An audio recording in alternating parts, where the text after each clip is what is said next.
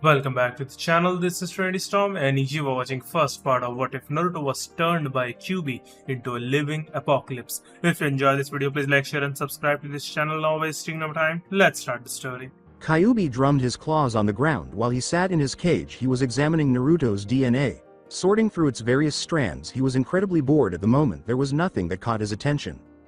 Kyuubi said to no one in particular, "This kid doesn't have any interesting ancestors aside from his parents, I swear. If I don't find anything good, I'm going to go crazy." At the age of 10, he noticed something odd. A peculiar type of DNA from one of Naruto's forefathers, along with the odor of death. I'm not sure how he could detect that from DNA, but let's assume he could. As Kyuubi's curiosity grew, he investigated and saw the man's life. His eyes widened and he smiled as he saw that he was wearing a black leather jacket with a red design on the back and the hood pulled up.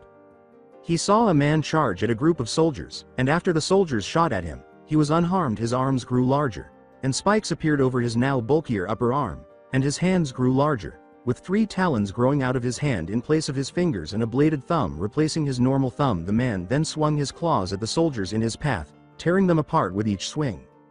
One soldier snuck up behind him with a huge cannon while he was slicing, and the man turned to see it. The soldier fired, and the man's left arm transformed into a huge shield that took the blast, while his other arm changed into a small bladed object. He then threw an arm out, and the object that had been his hand shot off and connected with him. It then retracted, drawing the soldier to him, and finally the shield arm transformed into a huge blade that was thrust into the soldier's chest. Kyuubi interrupted, knowing that the child he was imprisoned inside would become extremely powerful with those kinds of powers, but he felt that the child needed an advantage, and if everyone assumed he could only fight physically, they might not expect him to pull something else. In a place where the technology far outstripped that of humans, he began to scan the DNA to find someone else with extraordinary skill, and boy did he find one. He saw a man fight against armies of flying soldiers, massive machines, and other strange creatures he had never seen before, using these strange cylinders that summoned blades of light that cut through his enemies like a knife through hot butter. He could send out waves of energy just by focusing, lift things with his mind, control people with his mind, and shoot lightning from his fingertips at will. All of which he could combine with his weapons. He also discovered that certain crystals had different effects on enemies. "This is really going to help the kid," the fox said, grinning evilly. "Fortunately, it's Friday evening with his new abilities. The child will need to practice additionally. He will require time to manufacture those weapons." Then, knowing that his container would no longer be quite so weak, Kyuubi sent everything he saw into the boy's mind. Smirking as he did so, he then sent out some of his chakra to change his DNA so that he could use the same abilities as the first one, and when he saw that the second one didn't use chakra to use those techniques, the fox stopped thinking. What was this power called? Oh, the force. He had an idea, so he sent out more chakra to make more coils for it. The fox's container, Naruto, tossed and turned beneath his sheets during this time, seeing the visions and feeling his body burn. Fortunately, the fox was putting Naruto deeper under so he could see all the things his ancestors could do. As his body grew taller, more muscular, and the new coils were added, Naruto's body burned. It was a very difficult night for Naruto. The following morning, he cursed the shining object in the sky. Waking Naruto groggily, he dragged himself slowly out of bed and into his bathroom, where he walked to the sink and stared at himself. His eyes widened, and he was able to maintain his composure for about a half second. At the same time, everyone in the village wondered what the hell was going on, and the scream served as an unwelcome and unexpected wake-up call. The image in the mirror was taller than he was and slightly more muscular than he was, and his hair spiked out as usual, but the whisker marks were slightly faded. What caused Naruto's eyes to widen, however, were his eyes. The whites were now black as night, the iris was red, and the pupil was slit. This was a side effect of Kyuubi's chakra causing the changes, and Naruto stepped back in shock as he checked himself.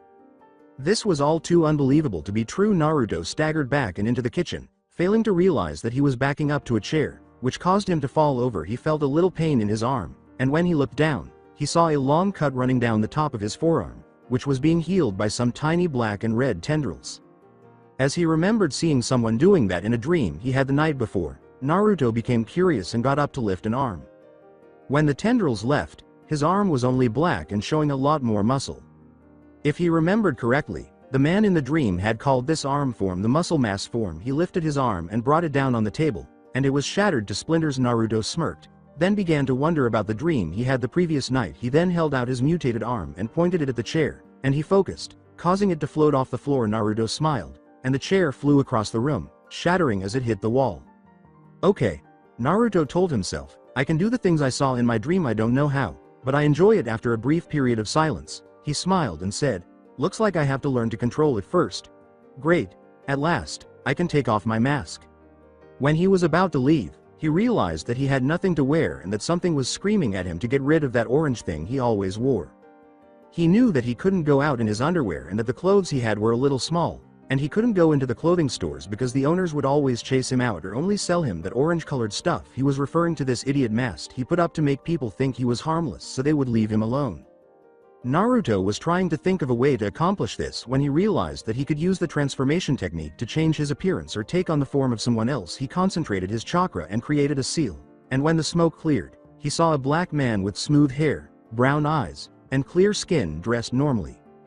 After leaving his apartment, Naruto went to the clothes store, where he was relieved that no one recognized him in his new look. After some shopping, Naruto decided on a black leather jacket, a red shirt, and some loose jeans, and he also picked up a pair of sunglasses just in case.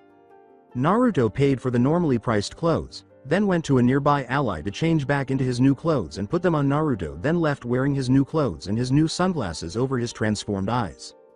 One of the men in his dreams had weapons like that, so Naruto thought he could use those. However, he had a feeling he wouldn't be able to use them right away because the technology was a few centuries old, so he guessed he could buy some regular swords and use those instead. Naruto noticed he was receiving looks from some of the female populace. Apparently he was much more appealing than in his orange outfit. When he entered, he saw a variety of weapons, including bladed boomerangs, axes, swords, maces, and much more. An elderly man took a position at the counter. Hello young man, he said, how may I be of assistance to you? Yes, Naruto replied, I'm doubting you have this, but I'm looking for a very strange type of sword. A peculiar kind? What kind of sword? The man inquired. A sword, said Naruto, that has a certain color to it and is made of light. The man was silent, and Naruto thought he was crazy. He looked around and gestured for Naruto to follow him, and Naruto did. The two entered the back room, where he was shocked to see weapons everywhere: guns, missiles, and larger ones that appeared to be able to rip through walls. Do these look like the swords you mention? Naruto's train of thought was interrupted when the man pointed to a pedestal and asked. He saw 2 cylinders on the pedestal, but they appeared to be old and worn out. Yes, Naruto replied, it's surprising that you have them at all. My family, he said, has been around for a while. These kinds of weapons were manufactured by one of our earliest ancestors. I believe his name was Stark. In any case, we preserve ancient weapons. None of these have been in the family for as long as these have. Despite their age, I believe I can get them to function once more. Good, said Naruto, do you think you could change them for me? Sure, the man said, suddenly pulling out a notepad. What do you need done? From what I know, Naruto replied, the colors of the blade have different effects. I'm planning on being a ninja, but taking time to change crystals could take too long and I don't want to end up getting killed just because of that. I was wondering if you could put the crystals in there and put a mechanism in it that could switch them with the push of a button. As he scratched his chin, the man remarked, I think I can, but how do you know that? No one has ever used weapons like this before. Naruto remained silent. He let out a sigh. He then explained to the elderly man what he had witnessed in his dream, the colors and effects of the swords. That is when he noticed the man staring. He stopped. Naruto now believed that this man truly believed he was crazy.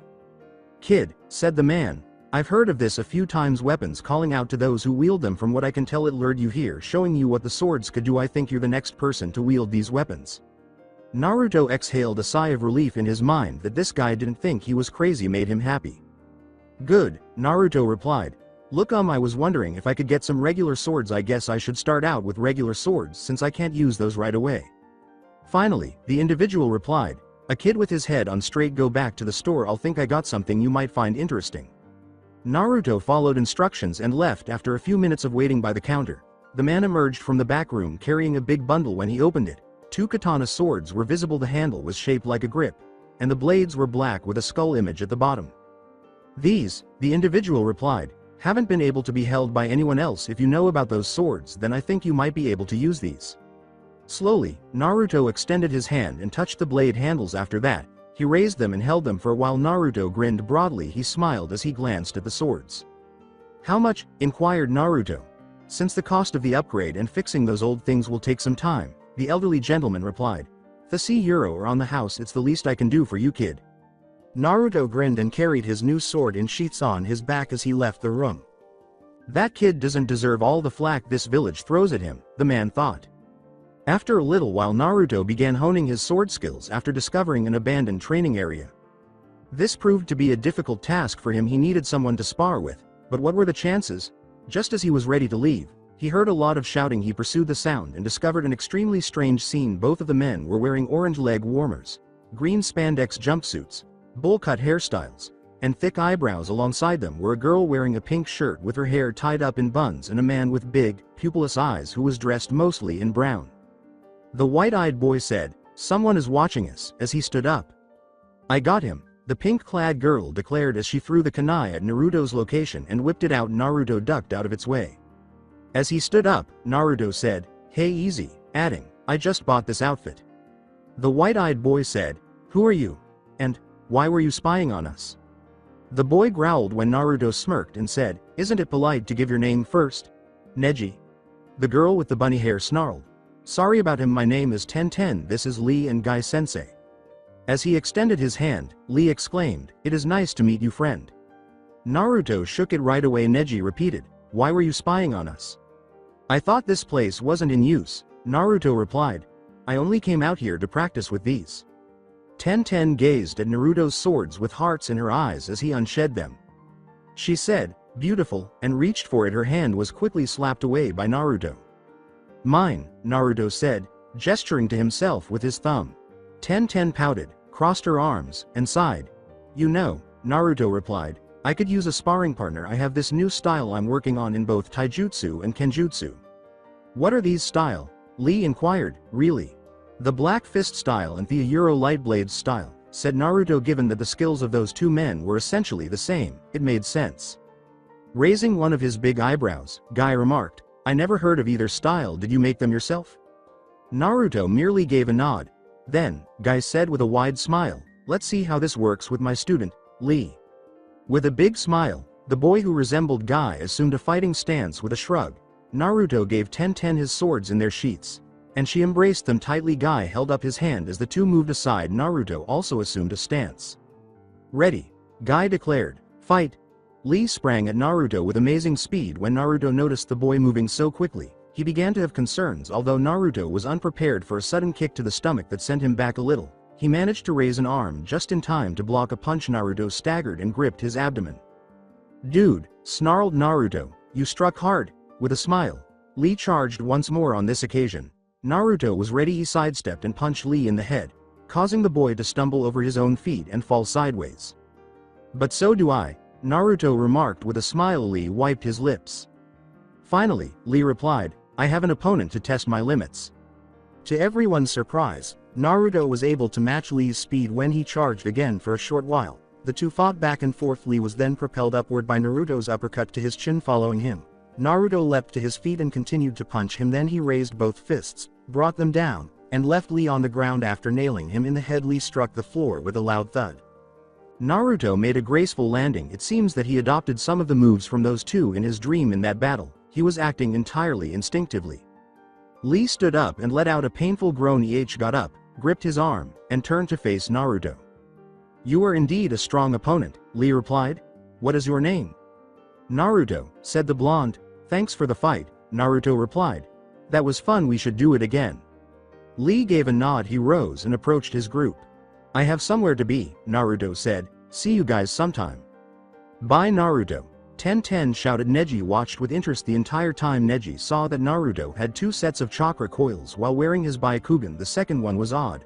While the first was typical, though it flowed more freely, it was similar to chakra. He wasn't even certain that it was chakra. He was aware that he would eventually pose a threat. Later on, Naruto was seated on his couch at home. At the moment, he was deeply tranced and in a meditative position in his dream. Naruto recalled that he needed to fortify his connection to the force. He had been meditating for long hours, and he was getting better. He was levitating the couch and himself. At the moment, Naruto sensed someone entering the room and was taken aback by what he saw. Naruto lowered himself and the couch. Naruto inquired, "Do you need something?" He was asking the Anbu that had just moments before materialized in his room. The Anbu said, "The Hokage wants to see you," and then he disappeared in a whirl of leaves. Without delay, Naruto stood up and made his way to the door. As he left, he made the decision to approach the Hokage's office in a different way. He began to walk, Then he began to run, then he concentrated on his legs, and red and black tendrils began to spread out over them. Then he leapt, he landed on a nearby building after making a high jump as he leapt from buildings and ran across rooftops. His speed increased, this left the few civilians watching in utter disbelief. It was the fastest they had ever seen anyone run. When Naruto spotted the tower, he leapt to great heights. There was a loud boom as he touched down, then Naruto entered the tower. The secretary recognized Naruto almost instantly. The woman snarled, "What are you doing here, boy? Get out of here before I call Anbu." Naruto squinted at the woman through his sunglasses. The woman let out a startled cry as Naruto extended a hand and raised her up. Sarutobi Hiruzen, the Hokage, heard the yell in the meantime, and the next thing he knew, his secretary and the door to his office were flying into it. In the doorway stood Naruto. The secretary gave Naruto a scared look. "Boo," was all that Naruto could say, claiming that the Shinigami was pursuing her soul or something similar. The woman screamed and fled the office. "I'm happy you could come, Naruto," the Hokage said. Naruto asked, "What's up, old man? Did something happen?" "Yes," Sarutobi replied. "I saw the skills you displayed earlier. Not many are able to gain that much skill in such a short amount of time. Would you mind explaining how you managed that?" Naruto gave a shrug. He then discussed his changes and the dreams with the Hokage. He even removed his glasses to reveal his new eyes, which effectively caused the Hokage to go into a panic. Naruto went on to say that he had acquired these skills in some way and was aware of how to apply them in his dreams. The fox, Sarutobi realized. Apparently he gave Naruto some very interesting abilities. I wonder what their full extent is. The old man said, "Naruto, would you mind showing me these abilities?" "I believe so," Naruto replied, "but maybe we should take this to a training ground." Sarutobi created several shadow clones while the two were at a training ground a short while later. "All right," said Sarutobi, "let's see what you got."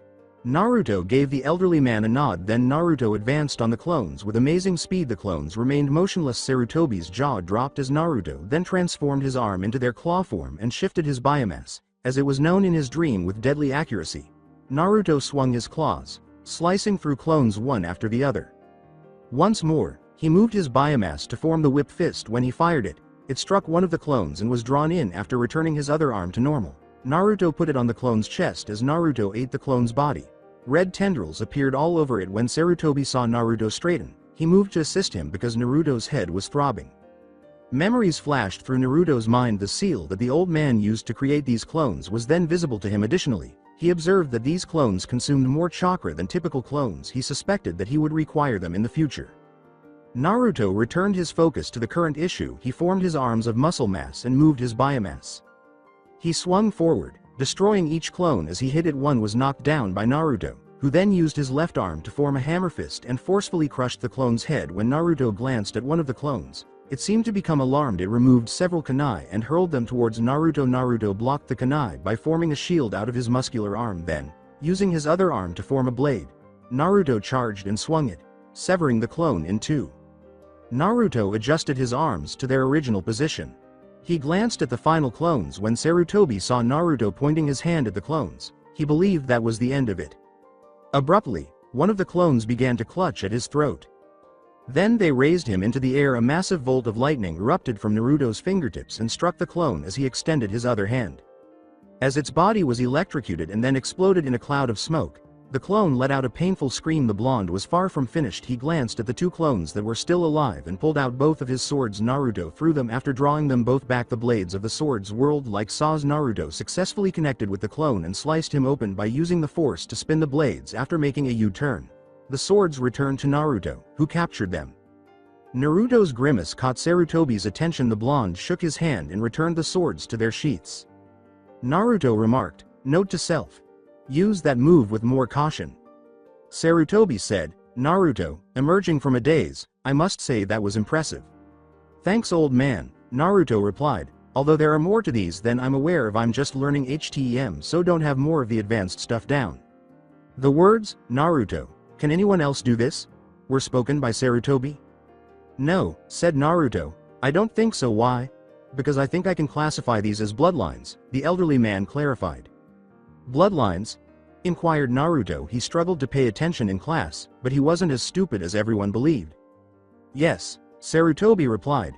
"Abilities that only belong to someone who had a mutation in their DNA. I think I can classify these abilities as two separate ones." "Really?" inquired Naruto. Yes, the elderly man said, pulling out a book, and you get to name them because you are the first to have these abilities. While he considered a name for his powers, Naruto remained silent. He reasoned that he could at least name the bloodlines after those two since they were theirs. The first one I'll call the prototype bloodline, said Naruto. Not really a fancy name, Sarutobi remarked. Why pick a name like that? From what I know, Naruto said, those abilities will keep on going and going in a constant state of evolution. All right, said Sarutobi as he jotted down the details. And the other one? I'll call it the Star Killer bloodline, Naruto declared while folding his arms. Okay, Sarutobi replied, I'll have these inputs as new bloodlines in the morning. You might want to return home and rest in the interim. Tomorrow is your last day at the academy. Sarutobi knew that things in the leaf would get really interesting as Naruto nodded and ran home. Kyuubi sent Naruto a few more visions while he was asleep, and when he woke up, he saw the prototype guy shoot enormous waves of tendrils at his enemies, but with spikes sticking out of the ground instead. He also saw Starkiller use the force to lift enormous objects, including a huge ship that he brought down on top of a base and survived. After washing himself, Naruto ate some toast and scrambled eggs with bacon before leaving for the academy. As he was approaching the academy, he smelled something, which he recognized as blood, and realized it was coming from a small area of the woods. Naruto felt uneasy as he made his way there. When Naruto arrived, his eyes widened in surprise. A large family of dead foxes lay before him, with a small, blonde baby fox being the only one still alive. A group of civilians and a few Chunin-ranked ninjas stood around the small animal, armed with knives, pipes, and various makeshift weapons. Naruto became enraged when he witnessed one of the men raise the pipe he was using as a weapon. Naruto sensed a sudden jerk. What on earth do you think you're accomplishing? Naruto let out an utterly furious roar. The group's shocked expressions gave way to ones of disgust and rage as they turned to face Naruto. A civilian shouted, "We're going to finish you off after we finish this fox." Everyone stopped what they were doing to see Naruto sending a lot of killing intent. With red chakra flowing from him and his sunglasses shattered to reveal black and red eyes, the man stopped because he felt a great deal of killing intent directed at him. Your lives, he snarled, are over. The civilians assumed Naruto had fled to retrieve the Hokage, but he never returned. We'll just enjoy killing this one if we can't kill him, a civilian said, brandishing a pitchfork. He looked around and saw that the fox was gone, but when he looked up, he saw two Narutos in the air, one with the fox under his arm and the other looking angry. One of the Narutos landed in the center of the group and started to focus his biomass, while the other Naruto leapt back to a safe distance. The group stared at the boy in disbelief until Naruto yelled something out. Devastator. The tendril exploded. A huge burst of tendrils erupted from Naruto's body, striking the group and tearing them apart before each one was pulled back and causing him to fall to one knee. Fortunately, Naruto was able to eat some of the Chunin, and he stood motionless while his memories filtered. He discovered a fire jutsu and a water jutsu that one of them used, as well as a few chakra exercises to improve his chakra control and capacity. Fortunately, they were in the middle of the woods, so no one knew they were there, and he had a hunch that the old man was observing them. In the meantime, in the office of the Hokage, Sarutobi gazed in disbelief at what Naruto had accomplished, knowing that no one on Earth, human or otherwise, could stop him once he mastered these abilities, and that it also saved him the trouble of sending some Anbu to be in charge of them. Back with the young fox baby and Naruto, when he consumed a Sarutobi clone during his demonstration, the second Naruto approached the first Naruto and gave him the fox before he burst into smoke. He learned the shadow clone jutsu, which he was surprised to say was the first time he used it, and that he was surprised he got it down because he had trouble with the clone jutsu. He also learned about the fox, though he felt betrayed that the old man hadn't told him. Naruto was thinking when he remembered that the techniques in his prototype bloodline came from the guy being infected, and he sent a little bit of his biomass into the small fox, whose wound healed and it got up and yipped happily. Naruto was stopped from his thoughts when the fox whimpered, and he knew the fox was seriously injured. Naruto petted the fox. Naruto said, "Hey little guy, would you like to accompany me? I could use a companion?" The fox licked Naruto's face and yipped once more. Naruto grinned and said, "All right, little guy, you can accompany me." The fox gave a small growl, then Naruto understood his error. "I'm sorry," Naruto said, "but you can accompany me, little girl." The fox leapt to the ground and began to follow Naruto. It dawned on the blonde that he needed to get to the academy quickly. At that point, Naruto began to run as quickly as he could. He noticed the fox running directly beside him when he looked down. Naruto thought, wow, that stuff must act fast. He headed to the academy. Naruto and his fox leapt up to the roof. After that, The two headed to the academy. A few Jonin saw the boy running as they were running. When Guy saw Naruto, he exclaimed to the other Jonin, "That's him. That's the boy that beat Lee yesterday." Karana Yuhi, a girl with red eyes and black hair, said, "Really? I think that was Naruto." Asuma drew on his cigarette and said, "As in the dead last? Dang." He said, "I think the exam finals are today. Maybe we should see how much he's improved." The man was wearing a mask and had his headband over his left eye. The others gave a nod, then they themselves began to make their way to the academy.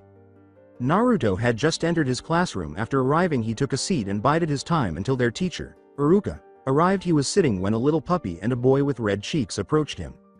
"Hey Naruto," Kiba responded. "Nice look." "Oh no, you aren't going emo on us, are you?" "No," Naruto replied. "I simply chose to get a new look." "Dude, what happened to your eyes?" Kiba asked. Naruto recalled that when he removed those chunin and civilians, his glasses broke. He wished he could avoid this, but there was nothing he could do. Naruto questioned, "Can you keep a secret?"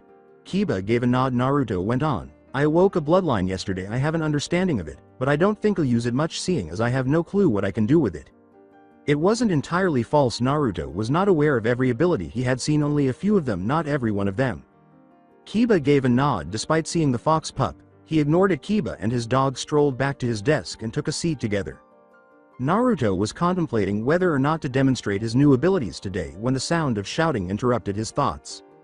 Now that Ino Yamanaka and Sakura Haruno had arrived, they were arguing over who should sit next to Sasuke Uchiha, the class leader. The boy always believed he was superior to everyone else. The idea of slamming him into the ground made Naruto smile naturally. He decided to stop Sakura and Ino from yelling at one another at this moment because he was growing tired of it. Naruto said, "Will you two shut up?" To get their attention, the two girls turned to face Naruto, who was seated behind them at the desk. Sakura growled in a voice that would normally frighten him, but to her surprise, he kept his eyes closed and remained composed. "What did you say?" she asked. Naruto reiterated, "I said, shut up." Sakura snarled, pulling her arm back. She struck Naruto in the face. Then, in pain, she withdrew her arm while gripping her fist. A small amount of biomass was thrown into Naruto's face, hardening it. Naruto's black and red eyes opened and he asked, "You called it a punch?" Sakura was frightened by the colors, but Ino appeared to be enthralled with them. "This," Naruto declared, pulling his arm back, "is a punch." Sakura flew across the room and slammed into the board in front of the classroom after Naruto nailed her in the face with a right hook. Since she was now embedded in the wall, she remained there even though she didn't pass through it. The fact that Naruto had just knocked out his crush left everyone gaping. It appeared that Naruto had moved on from Sakura, which pleased Hinata. Sasuke was observing Naruto with curiosity. It was the strongest strength he had ever seen. He was curious as to how Naruto obtained it, but two men came into the room before he could. One was a brown-haired man with a scar across his nose who was tan. The other had silver hair and was pale. Iruka was the first, and Mizuki was the second. They served as the class's instructors. "Attention students," Iruka said calmly. No one paid attention. Then he shouted, "Shut up, you stupid brats," while performing his scary big head jutsu. "How does he do that, I wonder?" Naruto pondered. "Now then," Iruka said as he began to relax, "it's time for the finals. Those of you who pass will become full-fledged ninja. Now for the first portion at Euro, the written test."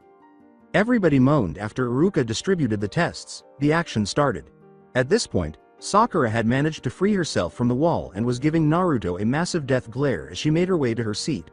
Naruto simply ignored her. After reviewing his test, Naruto sensed a problem. He thought someone was tampering with his test. He suspected something. He read some people's minds with the force. He discovered that some people were responding to his questions, but they weren't the same. After that, he read Iruka's.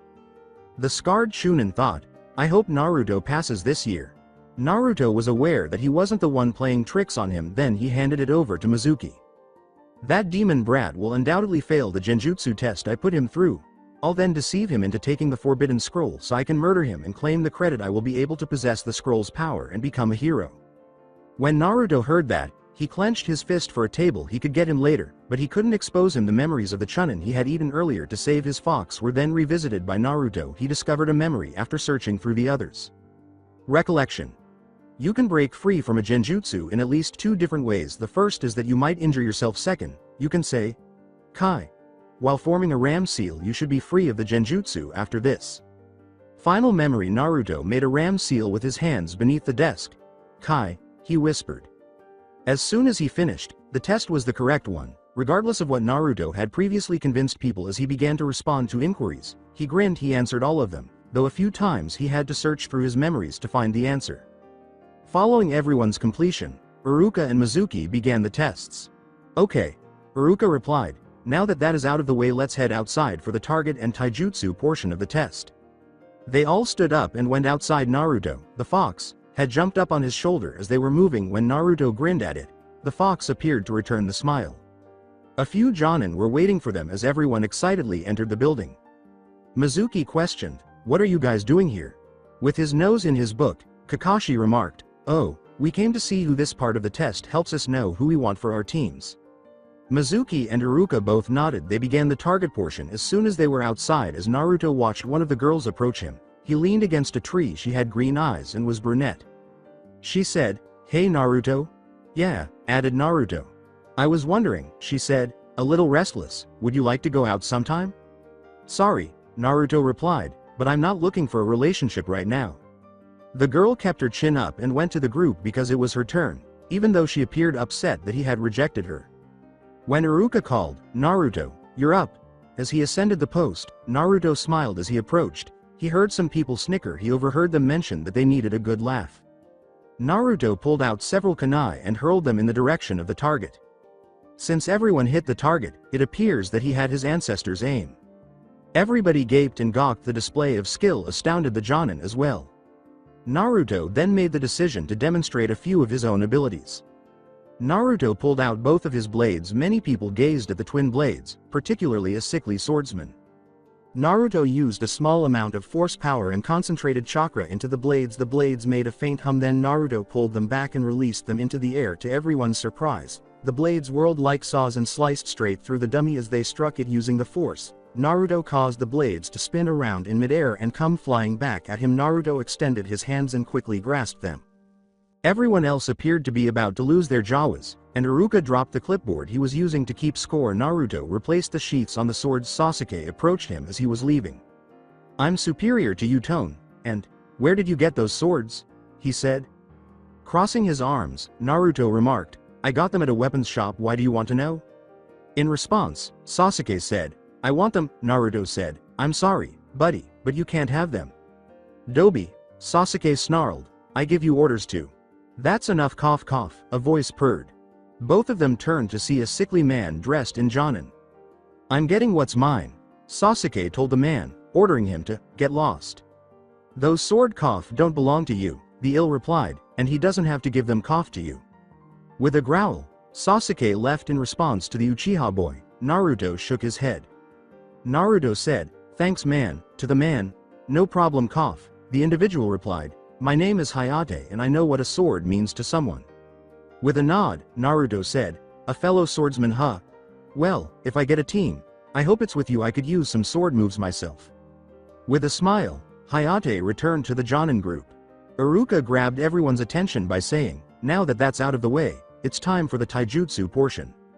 Sasuke gave Naruto a sly smile. He was aware that this would be his opportunity to defeat Naruto and seize those swords. Iruka entered and emerged with a small device that contained a large ball that was filled with numerous smaller balls. Every student gave their teacher a nod. Whoever's name comes out of these two balls, Iruka explained, will fight in a taijutsu match. Understand? All right, then let's begin. The balls inside were all moved around when Mizuki turned the crank on the device's side. A few seconds later, Kiba Inuzuka and Shoji Akamichi's names were revealed. Kiba exclaimed, all right, we get to take on the fat guy. Unfortunately, Shoji could hear that. With a growl, the boy strode to the sparring ring, causing the ground to tremble with every step and creating tiny cracks. Kiba sprinted to the ring, prepared himself, and confronted the large-boned ninja.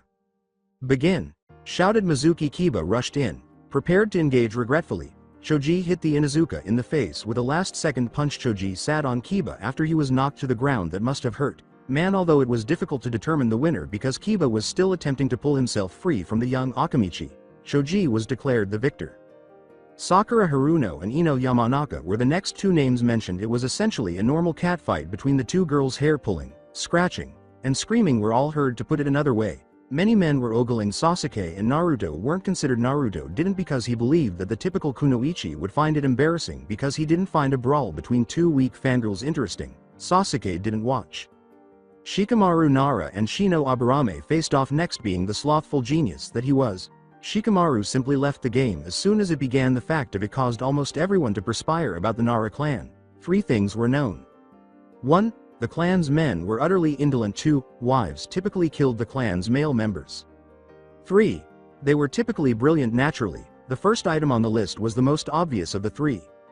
The other games were incredibly dull. The final matches' names were then revealed to be Naruto Uzumaki and Sasuke Uchiha. When Sasuke realized he would be able to defeat Naruto, he grinned cockily. He paused in his thoughts and said, "Now I'll be able to prove that I'm top dog to this weird-eyed loser." Did I just quote Kiba? Sasuke ran to the sparring ring and shook it off boresomely. Naruto approached and leaned his sword against a fence. "Go Sasuke!" exclaimed one of the Uchiha fangirls. One more said, "Yeah, tear that dead last down to size." Some looked at the fangirls with disbelief. They still believed Naruto to be the dead last based on his performance in previous tests. The idea that someone could be superior to the person they idolize seems to be too much for fangirls to handle. One Jonin who didn't like Naruto said, "A week's pay says Sasuke wins." Guy shocked everyone by declaring, "A month's pay says Naruto wins." Kakashi said, "I think I'll go with Guy on that bet," as he put his book away. For a month's salary, Kurenai, Asuma, Hayate, 2 girls named Anko, a Jonin named Genma, and Yugo all agreed to wager on Naruto. "Ready? Begin," Mizuki asked the 2 contestants. Naruto just stood there as Sasuke charged at him. Naruto leapt up just in time to dodge Sasuke's blow after landing on the opposite side of the Uchiha. Naruto delivered a powerful blow. As a result, the Uchiha let out a painful cry as the powerful blow struck his back. "Oh no, Sasuke!"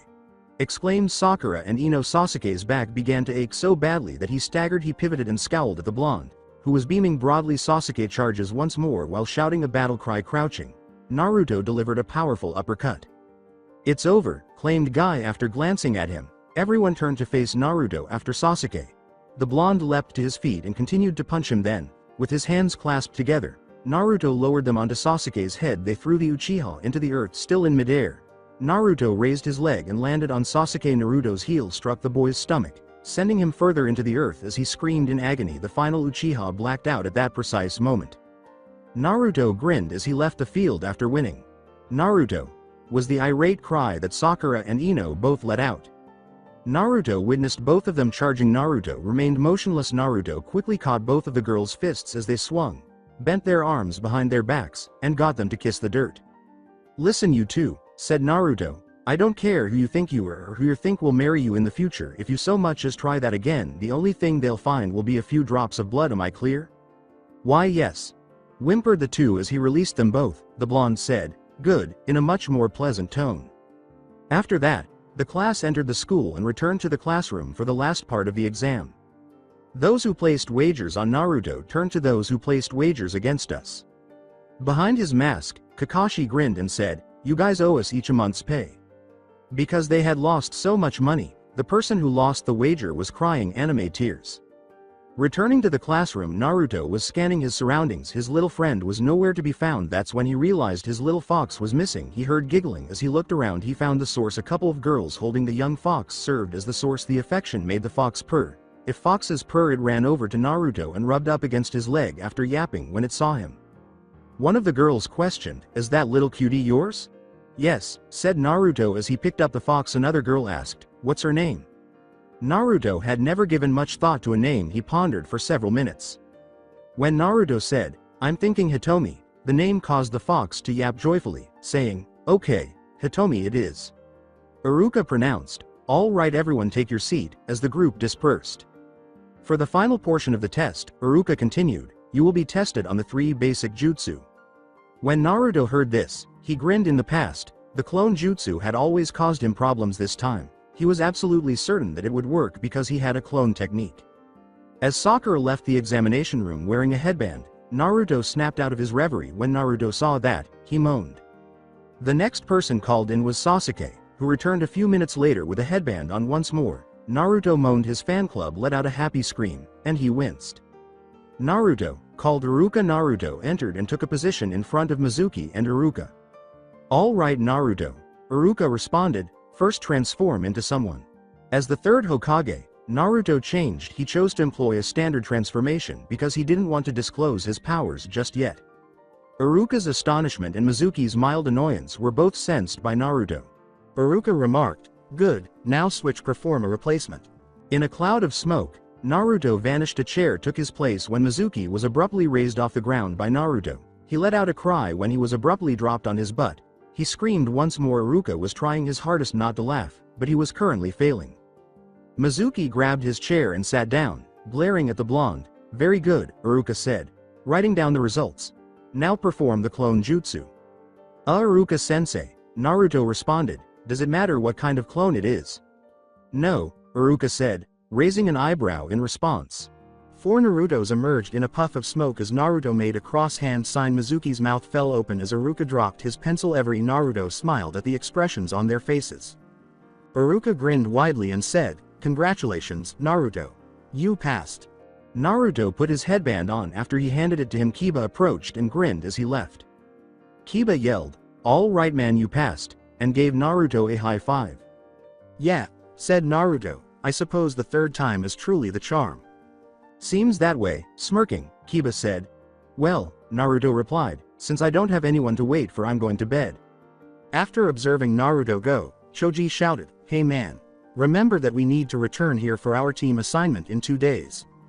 With a nod, Naruto bid his friends farewell. He passed Sakura and Ino on his way to the door. As he passed, both girls winced, thinking he would hurt them or something. Naruto simply said, "Ladies," as he passed them. After a brief exchange of glances, the two turned to see where Naruto had disappeared to. They both remarked, "What a strange, weird boy."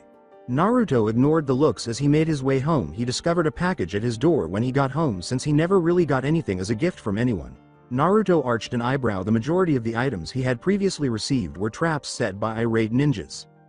After stepping over it and making sure no one was watching, Naruto used force to lift it and bring it inside. He placed it on the table and used force to scan it. He felt nothing out of the ordinary. He unwrapped it using force just to be sure. He let out a startled gasp as he did. He had ordered 2 lightsabers from the old man in the weapons store, and they were in the box. However, they were not like ordinary lightsabers. It had a grip with a part that went over the finger to prevent someone from hitting the fingers, but it was still in the shape of a cylinder.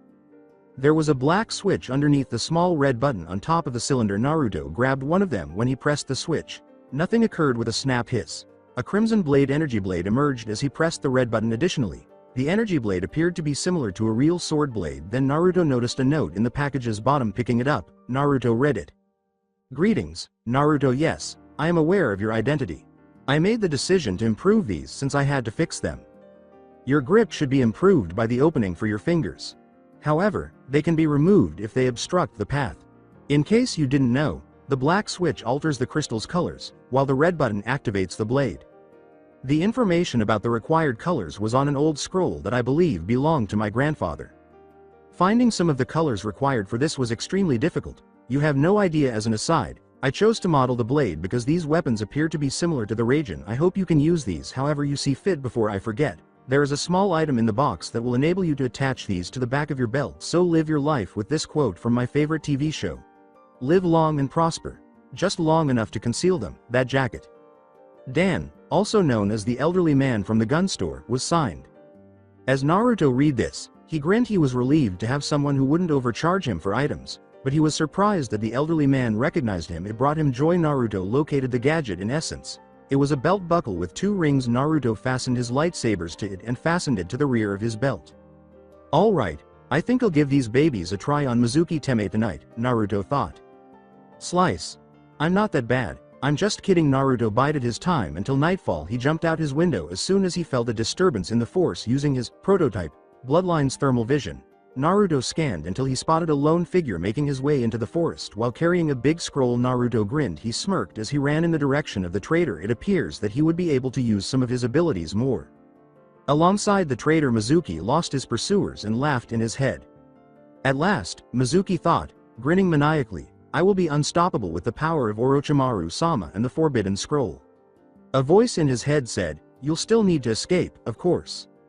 Mizuki was hit in the back before he could realize that the voice of someone else had just entered his mind when he was slammed into a tree. He let out a painful scream. Naruto was standing in a tree above him when he looked up. "You?" screamed Mizuki angrily. How did you find me?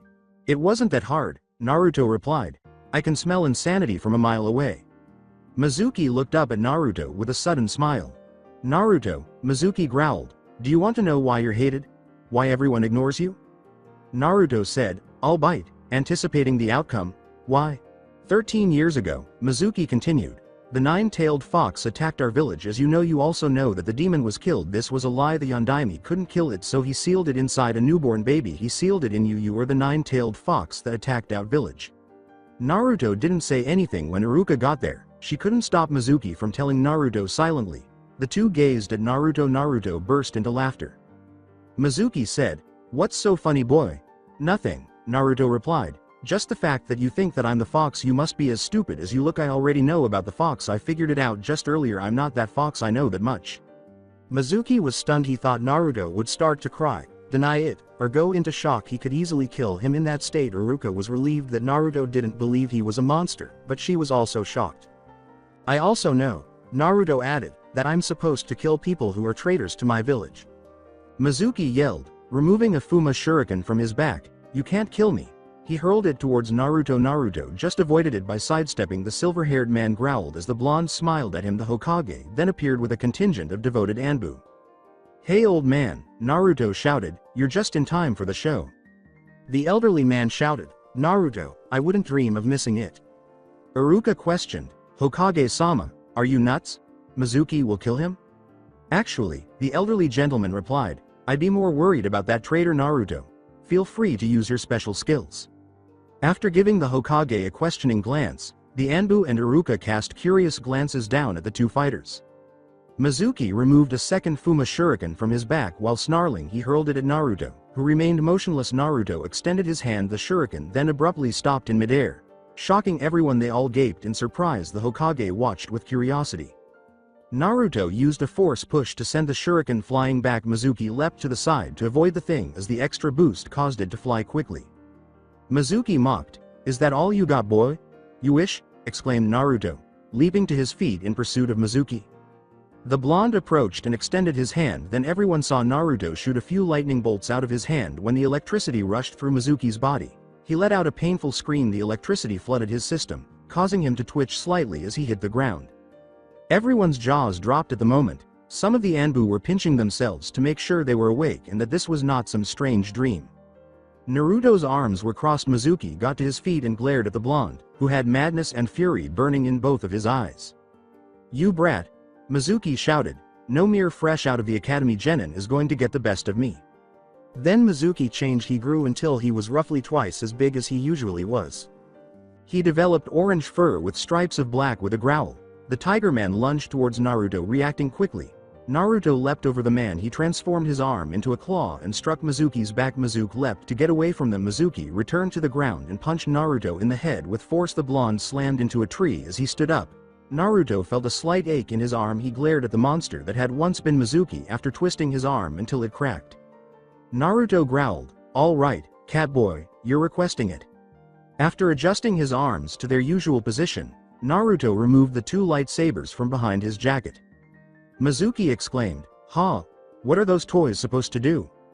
A snap hiss when Mizuki saw two Raijin in Naruto's hands. His eyes widened. The eyes of the other onlookers widened as well. The Nidaime were the only ones with such a weapon. How was it possible for Naruto to obtain two of them? Reading everyone's thoughts, Naruto said, before you ask, these are what the Raijin was based off of, or at least I think it was. Anyway, back to the matter at hand. Naruto brandished his lightsabers and charged at Mizuki. Naruto swung his lightsaber, and Mizuki swung his claws. The two were standing opposite one another. For a few moments there was a tense silence before everyone knew it. Naruto's chest had a few slash marks. Mizuki gave himself a sly smile before his eyes grew wide. His arm abruptly fell off, and he let out a painful scream. He reverted to his usual self as a result of the pain and shock. The stump that had been his shoulder was in his grasp. As black and red tendrils swept across his chest, healing his wound and his clothing, Naruto rose to his feet. He looked over at the Hokage. Hey old man, Naruto replied, isn't there a law against mentioning the Kyuubi? Yes, the elderly gentleman replied with a smirk. I believe the punishment for breaking that law is death, and I believe he broke that law when this fight began. Naruto asked, permission to execute? Granted, said the Hokage. Naruto approached Mizuki's body with a smile on his face. The pain was too great for the man to do anything. A hand was placed on his head by Naruto. Then, using force, Naruto forced some information from him. He sketched as much of this Orochimaru character as he could. Naruto began to devour him after that, but as he was ready to use his force sense, he noticed something strange. It detected a sinister quality in the man. The force warned Naruto that the darkness might attempt to take control of his body if he consumed him. Then Naruto had a cunning thought. Mizuki's chest was touched by Naruto's hand. Mizuki's body was suddenly covered in black and red tendrils. As the tendrils gnawed at him, the man let out a painful scream. Mizuki was being broken down by Naruto's tendrils, but he wasn't eating him. Mizuki let out a painful scream, at least until the tendrils devoured his lungs. After a minute, only a few drops of blood remained. Naruto's arm received the tendrils again. The forbidden scroll was then picked up by Naruto. As he approached, he gave it to the Hokage, who grinned appreciatively. "Congratulations," said the elderly gentleman. "Naruto, you have just completed your first mission. You will receive pay for an A-ranked mission. Now go home. I have some explaining to do to my Anbu and to your teacher here." After giving a nod, the blonde leapt into the trees and headed home. About a week had passed since Naruto's battle and Mizuki's death in the forest. Naruto had become more adept at using his abilities during that period.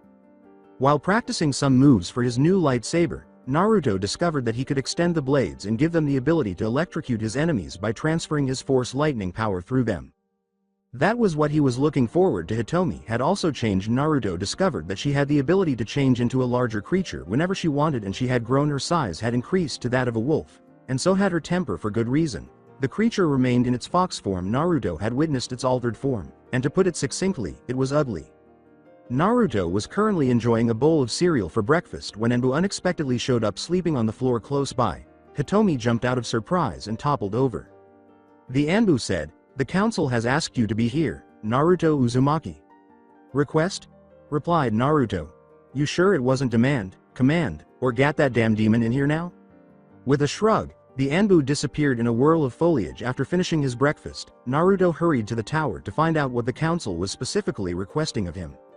Naruto entered the council chambers through the door a short while later. Since many civilians weren't particularly fond of foxes following the Kyuubi attack, Hitomi had stayed outside because she knew that the sight of a wolf-sized fox would likely frighten some people. Some of the kids passing by saw the dog-like creature and approached the fox as it sat down. Meanwhile, someone entered the council room from the inside. He heard shouting and arguments. Before he went inside, the arguments ceased as soon as the blonde arrived, and a heavy silence descended. The blonde gazed at the council outside. Half of them gave him a hateful look, the others simply appeared uninterested. Naruto crossed his arm and asked, "Is there a reason you interrupted my breakfast for this?" "Watch your tongue, boy," said Homura. "You will treat those of us on the council with respect." "You'll have my respect when you'll earn it," Naruto snarled at the former advisor. When the council advisors were finally being placed in her place, the shinobi side of the council grinned. The fact that a young child was correcting them was amusing. Naruto addressed the ancient fire shadow with greater deference, asking, "So why is it you called me here for?" The old fire shadow explained, "The council here wants to talk to you about the encounter with Mizuki the night the forbidden scroll was stolen." He suspected that someone had been observing. Naruto asked, "What would you like to know?" Even though he suspected, he already knew what they desired. "We," Hiyashi said, "wish to know what exactly it was that you were doing at that time of night?" "Well," Naruto responded, "when he was taking my exam, I noticed something strange with Mizuki. He seemed like he was up to something, but I couldn't figure out what. I didn't pay it any mind until later last night when I heard that the forbidden scroll had been stolen. I looked around and saw Mizuki running with a team of Anbu and a few Jonin on his tail, so I figured I'd try to do something." A man wearing bandages on the civilian council remarked, "According to the report, you used weapons that were similar to the Raijin." When Naruto looked at the man, he felt something different. He didn't give off a negative vibe, in contrast to the other members of the civilian council. It was actually because he didn't. Danzo was intelligent. Unlike the other members of the civilian council, he was able to distinguish between a monster and a human. Danzo attempted to enroll Naruto in his original Anbu training program a few years ago. The Anbu SWAT teams served as the foundation. Regretfully, Sarutobi misunderstood his intentions. Typically, the Roots were taught to give up all feelings. Sadly, one of the ninja who completed the training, Itachi Uchiha, went rogue and massacred his clan. Following that, Danzo reconsidered his training strategy. Furthermore, he was aware that a Jinchuriki who lacked emotion was just as bad as one who was unstable, if not worse. Naruto declared, "I do have such weapons in my possession." "May we see them?" inquired Sarutobi. He was attempting to act foolish for the time being, even though he was already aware of them. Naruto produced his light swords by reaching beneath his jacket because the blades resembled swords more than the previous iterations. Naruto chose to rename them that. The civilian council member who asked the question, "How did you come across these weapons?" was quite interested. "I found them the ruins of an old base," Naruto claimed. "I found a weapons end shop and the owner fixed them up. It took him a while, but he managed to get them in working order." Danzo inquired, "Are there any more of these weapons?" He was aware that the village would be powerful with such weapons. "Sorry," Naruto replied. "From what I can tell, the base I found these in the base was destroyed in an attack. From what I can tell, most of the weapons and devices in the place were completely destroyed after I left. The base collapsed and everyone was gone. From what I can tell, these are the only kind of weapons like this in the world save for the region." The idea of such weapons being permanently lost deflated the civilian council, but the shinobi side appeared pleased about it. They knew it would be a very bad idea to give it to Sasuke if the civilian council managed to obtain it. Additionally, they were relieved that an enemy village wouldn't obtain such weapons, since doing so would put them in a rather dire situation. "Then," said a member of the civilian council, "we give you those weapons so we can make them ourselves." "That can't be done," Naruto replied. "The man who examined the weapons found that the alloy used to make these are completely alien to us, as well as the tech to make them. From what I can tell, these were made in the old world before the age of ninja." When the council heard this, they were taken aback. They have never discovered any weapons from the ancient world. Another council member said, "Then you will give them to Uchiha-sama," to which Naruto shot him a gloomy glance. "These," said Naruto, "belong to me and me alone. If you try to take, I'll show you just how destructive these weapons can be." The civilian council began to perspire due to Naruto's leak of murderous intent. The fact that his child was correcting them made the shinobi council sneer. "Now if you'll excuse me, I don't want to be late for team placements," Naruto said, glancing at the clock in the room's corner. Then Naruto left the room and went outside. A group of children were petting Hitomi. When he arrived, Naruto glanced at his combat partner and shook his head. "Hey Hitomi, we got to go," they said, whistling. Despite the children's cries of distress, the big fox nodded its head and got to its feet. After that, the two headed to the academy. The two made it, running side by side. After entering the classroom, the two took a seat. Well, Shomi lay down in the aisle while Naruto sat down. "All right students," Iruka said as he entered the classroom, "I would like to congratulate those of you who made it this far and will be joining teams today. Now let's begin. Team 1 will be Euro."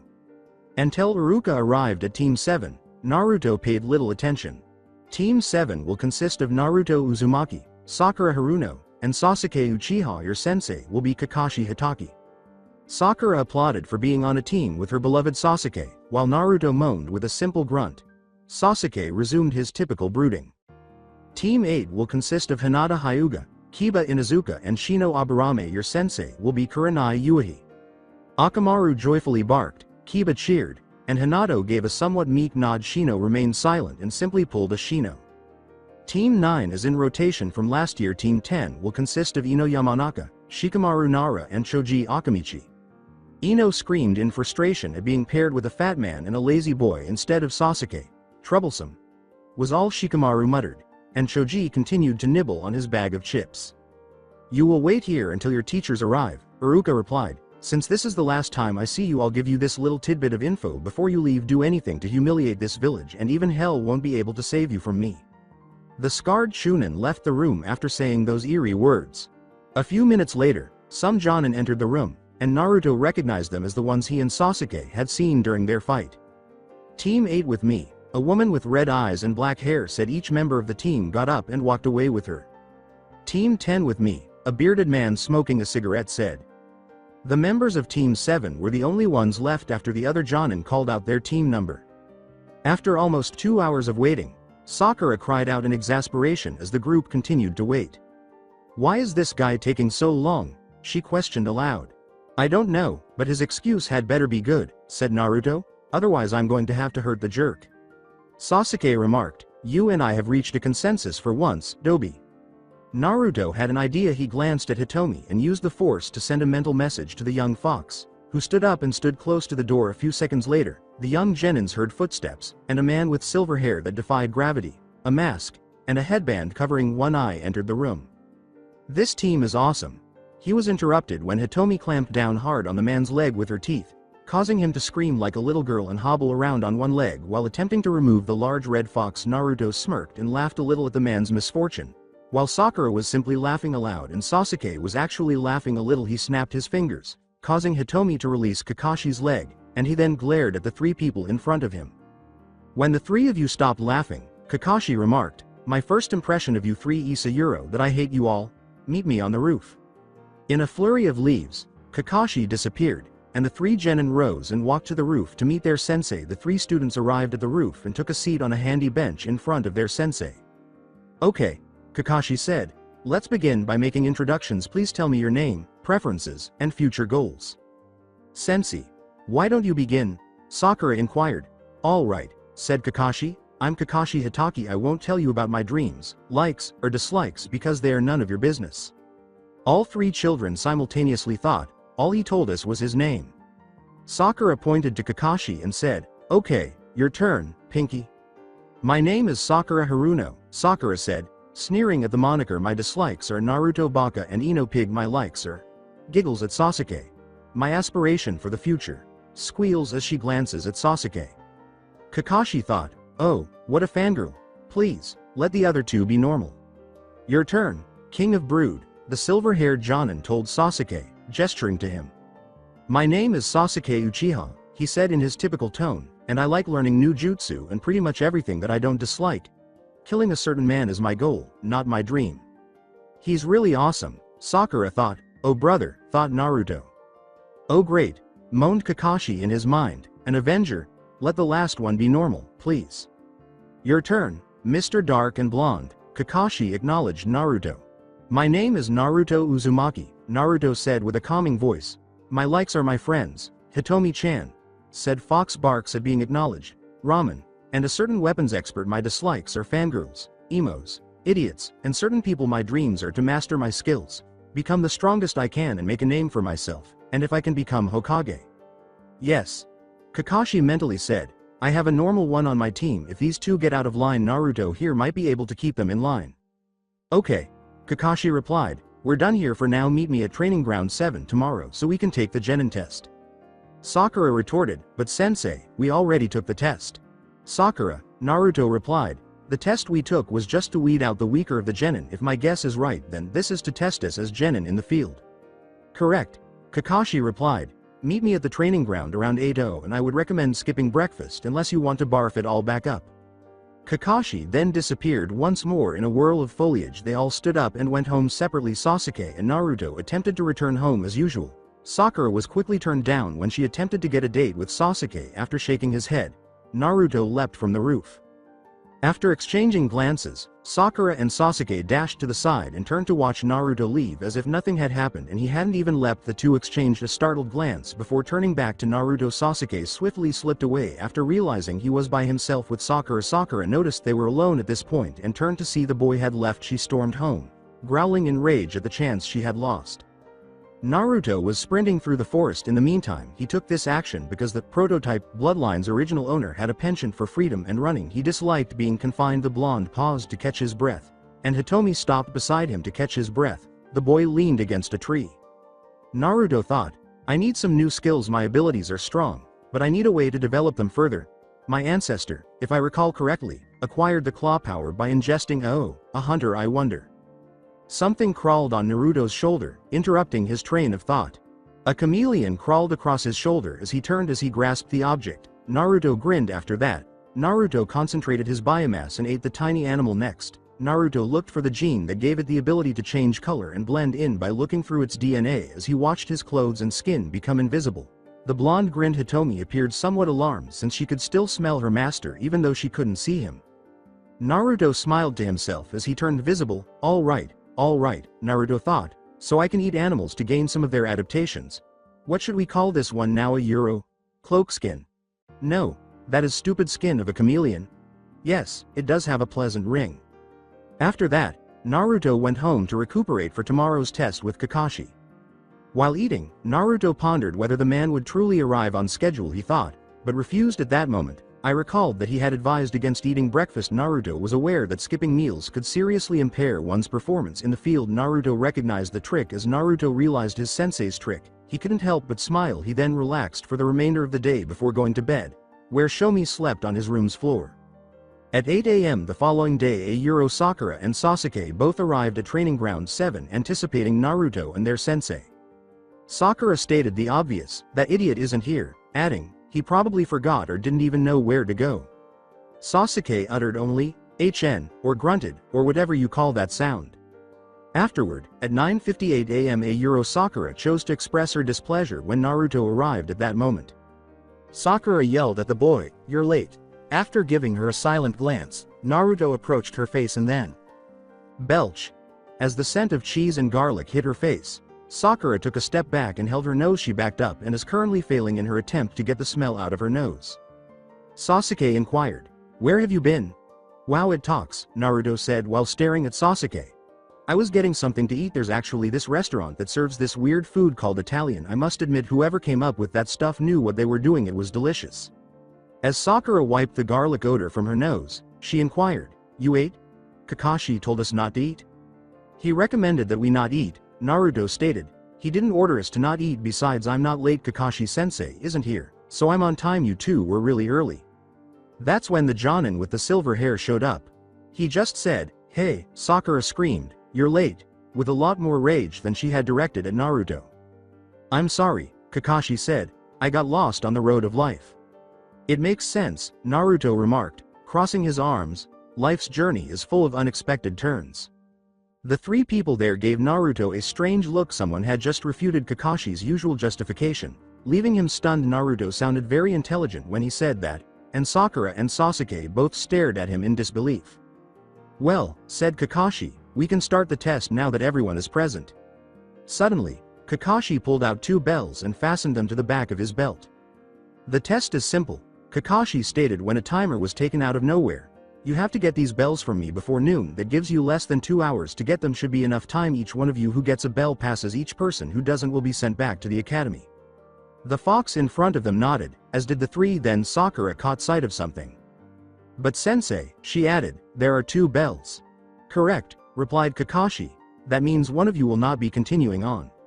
Sakura and Sasuke both said, "I know who that will be," simultaneously. "Sneaky." Naruto thought our teamwork will be put to the test. I should have suspected that he had a secret plan for this. Apparently, those two are still confused. Both the Rookie of the Year and the number 1 Kunoichi are fools. "You ready?" Kakashi asked, and everyone, including Hitomi, nodded. "Go." The fox and the 3 genin disappeared into the undergrowth. With Hitomi and Naruto, Hitomi asked in her mind, "What do we do, master?" The fox was able to communicate with Naruto telepathically because Naruto was the one who mutated her. Naruto was initially alarmed when she did that, but he eventually grew accustomed to it. Naruto replied, "We wait and see how these guys do." Alongside Sakura in search of Sasuke, the pinkette was tearing through the brush naturally. Kakashi was able to locate her almost immediately behind his mask. He smiled sadistically. Behind her, Sakura heard some twigs snap, and she stopped. She gasped in surprise and fear as she turned around. A shattered and bloodied Sasuke stood before her. "Sakura," he complains, "run." Sasuke fell to the ground after saying those words. Then Sakura let out a terrified scream and threw back her head. Then she instantly passed out. The Sasuke in front of her disappeared once she was unconscious, and Kakashi took his place. "This is so pitiful," he thought. That was the top Kunoichi? Alongside Naruto as he heard Sakura's terrified scream, Naruto thought, "Ooh, Pinky went down hard." Alongside Sasuke after hearing Sakura scream and realizing she was no longer involved, Sasuke made the decision to confront Kakashi head-on, confident that his skill would enable him to defeat him. Poor naive fool. After leaping out of the forest, Sasuke turned to face Kakashi, who glanced at the final Uchiha. "Are you not supposed to be hiding?" Kakashi inquired in a disinterested manner. After giving him a snarl, Kakashi turned to face the final Uchiha and reached into his pocket, causing Sasuke to tense. Thinking he was reaching for a weapon, then he pulled out a small orange book. "You're reading that, but why?" Sasuke inquired. As though it were a well-known fact, Kakashi stated, "Because I want to know how it ends." With a growl, Sasuke charged again, swinging his fist, but Kakashi ducked it idly, which naturally only made the boy more irate. Sasuke repeatedly attempted to strike him, but Kakashi continued to avoid. In the interim, when Sakura woke up and saw Hitomi licking her face, she jumped back, cried out in shock, and felt something wet and rough repeatedly touching her face. "Do you like your nap?" As he approached Hitomi, Naruto asked her. "Beat it, loser," Spit out Sakura. Easy there, Pinky, Naruto said, crossing his arms. I believe this test isn't going well. What are you discussing? The girl with the pink hair asked. Naruto tried to calm the girl down by saying, think about it, how are 3 fresh out of the academy genin supposed to take on a full-fledged jonin? Sakura said, Sasuke can, with a detached expression in her eyes, he can do anything. The next thing Sakura knew, Naruto had smacked her over the head, and she was nursing a huge lump on her head. Outside of your fantasy world, Naruto said, his black and red eyes blazing as he glared at her. Sakura came to the realization, we would have to a euro work a euro together. Finally she gets it, said Naruto, now I got a plan, but we have to bide our time for a little bit. In the interim, after a few more minutes of throwing a few punches, Sasuke grew weary of this and jumped back from Kakashi, going through hand signals because he was having no luck. No matter what he did, he couldn't beat this guy. Fireball jutsu in fire style. The boy shocked Kakashi by inhaling and releasing a huge fireball from his mouth. Kakashi reasoned that a genin couldn't perform fire jutsu because it required too much chakra. Kakashi was engulfed in flames, and Sasuke grinned at his triumph. However, when the flames subsided and a charred log was exposed, Sasuke turned to try to locate Kakashi, but he felt something grab his leg, and when he looked down, he saw an arm emerging from the ground. Earth style. Jutsu headhunter. After that, Kakashi emerged from the earth a few feet away, still reading his book, and shook his head as Sasuke was dragged underground and buried up to his neck in the dirt. He thought, I'm disappointed if that was the rookie of the year. A shrill whistle then reached the silver-haired Jonin, and Kakashi turned to see Naruto emerge from the forest, accompanied by Hitomi. Are you prepared to part with those bells? Naruto inquired. Nope, replied Kakashi. The next thing he knew, he was avoiding Hitomi, who was attempting to cut his throat. Distracted, Naruto leapt in front of the man and swung a kunai, which struck his book but missed Kakashi. No! Kakashi screamed as his book was sliced in two, then collapsed to his knees and threw up his arms in a very dramatic way, crying in desperation before becoming furiously angry. You killed my precious, he snarled, gesturing to Naruto. Naruto blinked at his sensei's abrupt shift in demeanor, feeling thrilled that this man would at last begin to take things seriously. When Kakashi ran at Naruto, the silver-haired Jonin threw a right hook, which Naruto quickly caught, and the blonde then threw a punch of his own. Kakashi dodged the blow, but it struck a poor tree, and he was so furious that he was stunned when he heard a loud crack. He turned to see the tree that Naruto had struck crack and then topple over, and his jaw dropped. Sasuke, an elite Uchiha, was furious from his position in the ground because he had never witnessed such strength before and wondered why the loser had that kind of power while he did not. Sakura, who was now reconsidering the idea of striking Naruto if he could do that to someone, watched in disbelief from her hiding place. After a few seconds, Hitomi returned to the battle and attempted to chomp down on Kakashi's leg once more, but as Kakashi jumped to avoid the fox's jaws, Naruto leapt over her and unleashed a force push that sent Kakashi flying back. Kakashi broke out of his shock just in time to see Naruto running at him. Kakashi stood up and let out a painful groan as he felt the force push applied to him. What the hell was that? Kakashi thought as he got to his feet, or at least he would have if a big red fox hadn't pinned him. As Naruto crossed his arms and said, "Got you, Kakashi-sensei," the timer sounded. Out of time, Kakashi remarked as the big fox dismounted, "And you didn't get the bells." Sakura was seen holding both bells when Naruto gestured behind him. How could she have gotten those off me? Kakashi inquired. Simple, Naruto said. Sakura emerged from her hiding place and seized them while you were still in the air due to the technique I employed. However, I must admit that this village's expectations of a Jonin must have drastically decreased if destroying a book is all it takes to divert your attention that much. Sasuke had been dug out of the ground and was now joining the group, and Kakashi was sweating. He had just been taken to school by a genin who had just left the academy. Now Sakura, Naruto uttered, how will you handle those bells? What are your thoughts? I'm giving one to Sasuke and the other to Naruto. Sakura declared he did assist me in comprehending the purpose of the test. Really? What was the actual meaning? Kakashi inquired. Sakura remarked, teamwork, although she was still a little sore from Naruto's blow to her head. Well then, Kakashi responded, I'm happy to say that this is one of the better teams to have passed my test. We begin mission tomorrow. After giving a nod, the group began to head home when Kakashi exclaimed, Oh Naruto. Yeah? Naruto inquired, feeling uneasy. Leaf style forbidden technique. 1000 years of death. Yow! Kakashi screamed at Naruto, "That was for my book," as a kunai poke to his butt sent him flying upward.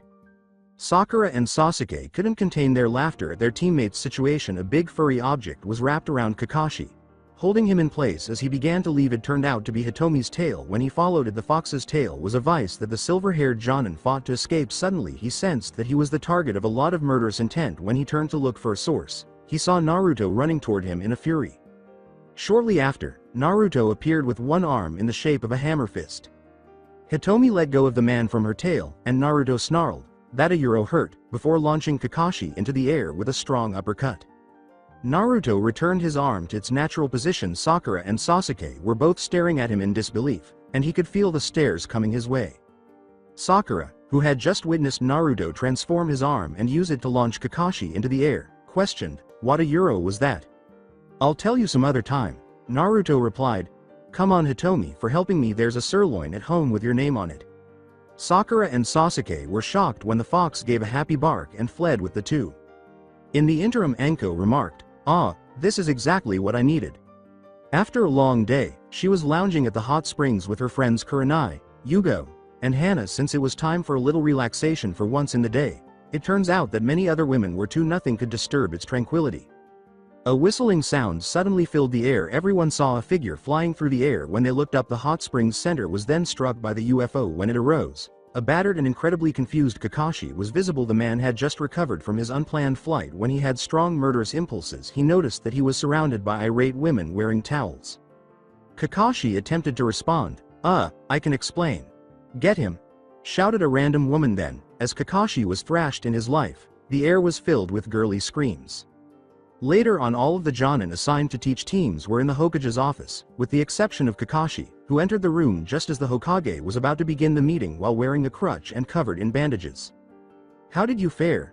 Asuma inquired. "Don't ask," thought Kakashi. "All right then," Sarutobi said. "Let's begin the meeting." Which teams were successful? Team 1 failed, Team 2 failed, Team 3 failed.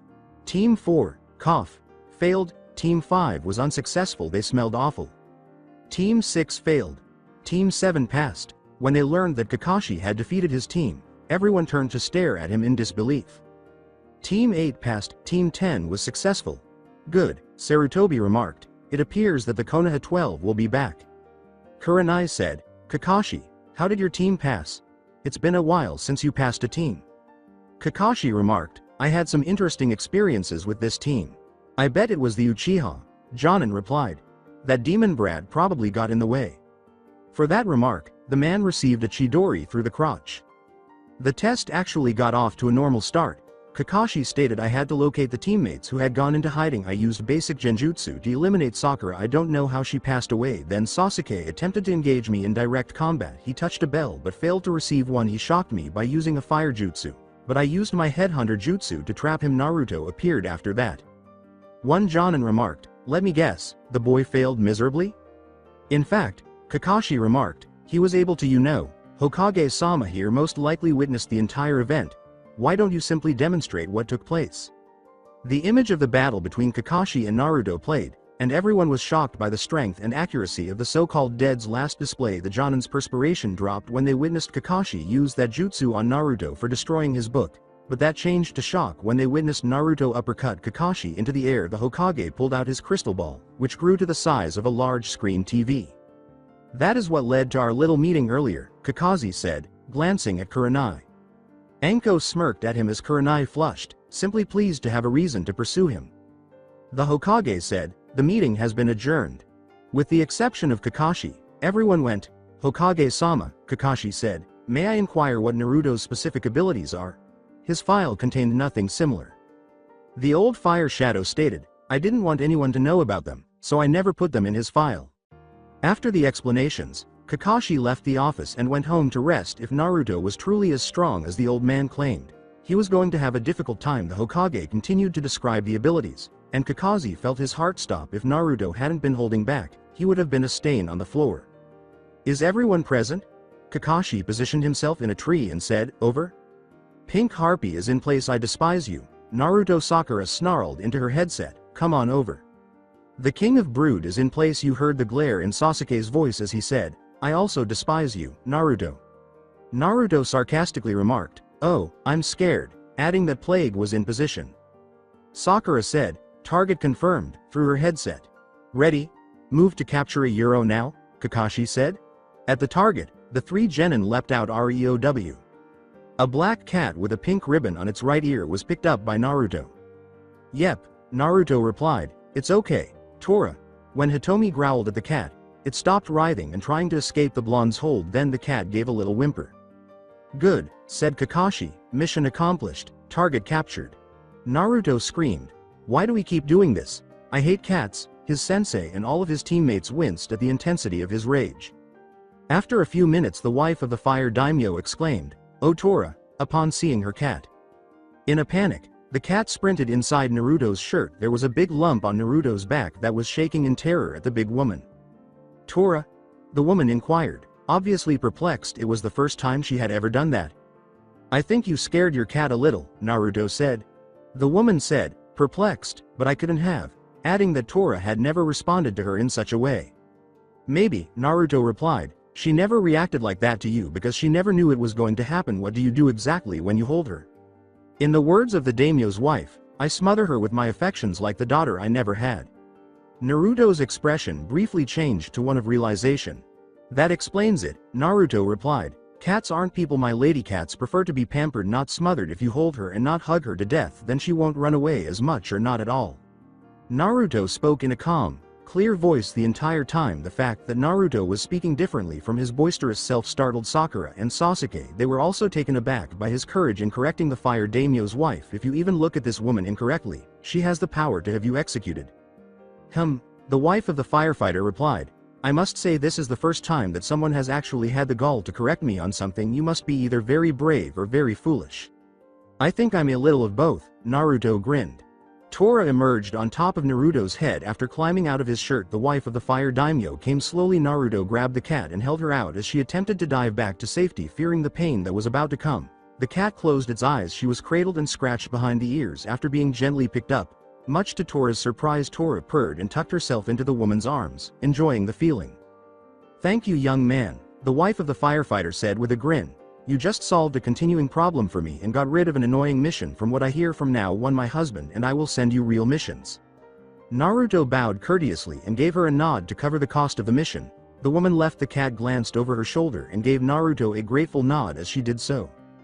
As soon as the woman was out of earshot, Kakashi exclaimed, "That was all it took to get rid of the most annoying D-ranked mission in this village's history?" "Apparently," Naruto replied. "I wonder why no one ever thought to try and explain that to her." Sakura leaned back against the wall and remarked, "Probably because they thought either she would execute them or that they enjoyed seeing the cat get squeezed to death." "Now then," Sarutobi replied, "let's see what other missions there are. Let's see a Euro. There are a few more D-ranked missions available." "I feel like I should say that those aren't missions, those are chores," Naruto said, causing the elderly man to look up from his papers. The elderly fire shadow remarked, "Naruto, these missions may be absurd, but they play a significant role in the village's economy."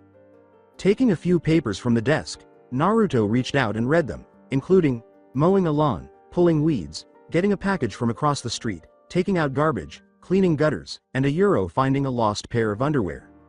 After a pause, the elderly man remarked, "You're right, these are chores." "How and why do we keep getting these anyway?" Naruto responded, "They are a complete waste of a ninja's time and strength. A civilian member can do this junk." The Hokage hummed in contemplation, "The rest of you stay here, and Naruto, come with me." The two stood up and walked away in an attempt to understand what was happening. The other members of Team 7 remained where they were, staring at one another in bewilderment. Hitomi simply dozed off while sitting in the corner. With the elderly man and Naruto inquired, "Where are we going, Oji-san?" "To the documents department," replied Sarutobi. "They're in charge of what documents go through. To me, in all honesty, I never really come down how much. These people aren't the highest in the departments." "But," Naruto responded, "if one of them wanted to, they could slip a paper bomb in a stack of your paperwork, couldn't they?" When the old man heard that, he stopped in the middle of his step. Another thing he had never thought of was that. The ancient fire shadow remarked, "You seem to know who and how someone could commit treason, Naruto," as he kept moving forward. "My ancestors were betrayed by quite a few people," said Naruto. "I know who to suspect as a traitor and how they could do it." The two reached the department. As their conversation came to an end, the elderly man was immediately disturbed by what he saw when he opened the door the last time he was down here. The document department was obviously different. The space was furnished with high-end furniture, a minibar, a popcorn maker, and a large flat-screen TV. A table in the rear held the documents on the side. The employees were laughing heartily and downing soda. Everyone gasped when the elderly man asked, "What's going on here?" Some of the employees spat their soda everywhere after performing a spit take with trepidation. They all turned to face the elderly man. One of them approached him with a nervous gulp. "Hokage-sama," he responded, "what are you doing here?" "I came to check up on something," said the elderly gentleman. "Would you mind telling me why some of the missions we get are ridiculous and a complete waste of my ninja's time? Oh, and while we're at Ida Euro, how did you get all this stuff? I don't think that one paycheck from this place could be enough to pay for all this." The man grinned and said, "I can't tell you that, sir." When they heard the man's tone, the other employees also became a bit more courageous. "And why is that?" the elderly man asked in a voice that was clearly upset. Naruto also folded his arms. "You can't harm us," the worker said, gesturing to his fellow students, "because we are protected by the council." The elderly man squinted. Before anyone knew it, the man he was speaking to had been slammed headfirst into the side of a dumpster after being knocked across the room and through the wall. "You forgot your place," the elderly man snarled. "Naruto, please be so nice and get rid of this garbage." The blonde said, "Gladly," and pulled out his light swords. As if they were insignificant, Naruto dashed forward and cut through the workers. Only one remained. After a few minutes with his swords raised, Naruto pinned the man to the desk. A few papers fell out as the desk cracked while he was working on it. Upon noticing this, the elderly man approached the fallen documents. His eyes glowed with rage as he read them. His anger intensified as he read the others. Naruto questioned, "What is it, old man?" "These," the elderly gentleman said with his teeth clenched, "are motions for you to be adopted by the clan heads. If I had gotten one of these, you would have been adopted. Why are these here and not on my desk years ago?"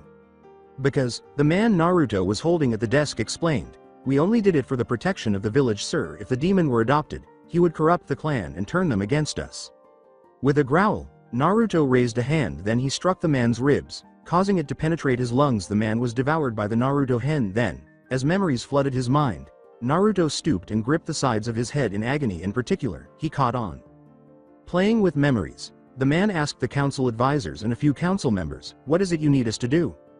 "We need you to keep these adoption motions away from the Hokage," Kaharu said. "If the demon is adopted by one of the clans, he will corrupt them and turn them against us. Understood?" "We do," he said, "but what's in it for us?" A big bag of cash was removed from behind his back by one of the council members. The Ryo signs caught everyone's attention. Saying, "We will do as you ask," the man accepted the cash. Memory ends. Naruto got to his feet and informed the Hokage of his observations. The elderly man snarled. "I should have known they would try a trick like this," Sarutobi said. "Can you describe the council members that were with them?"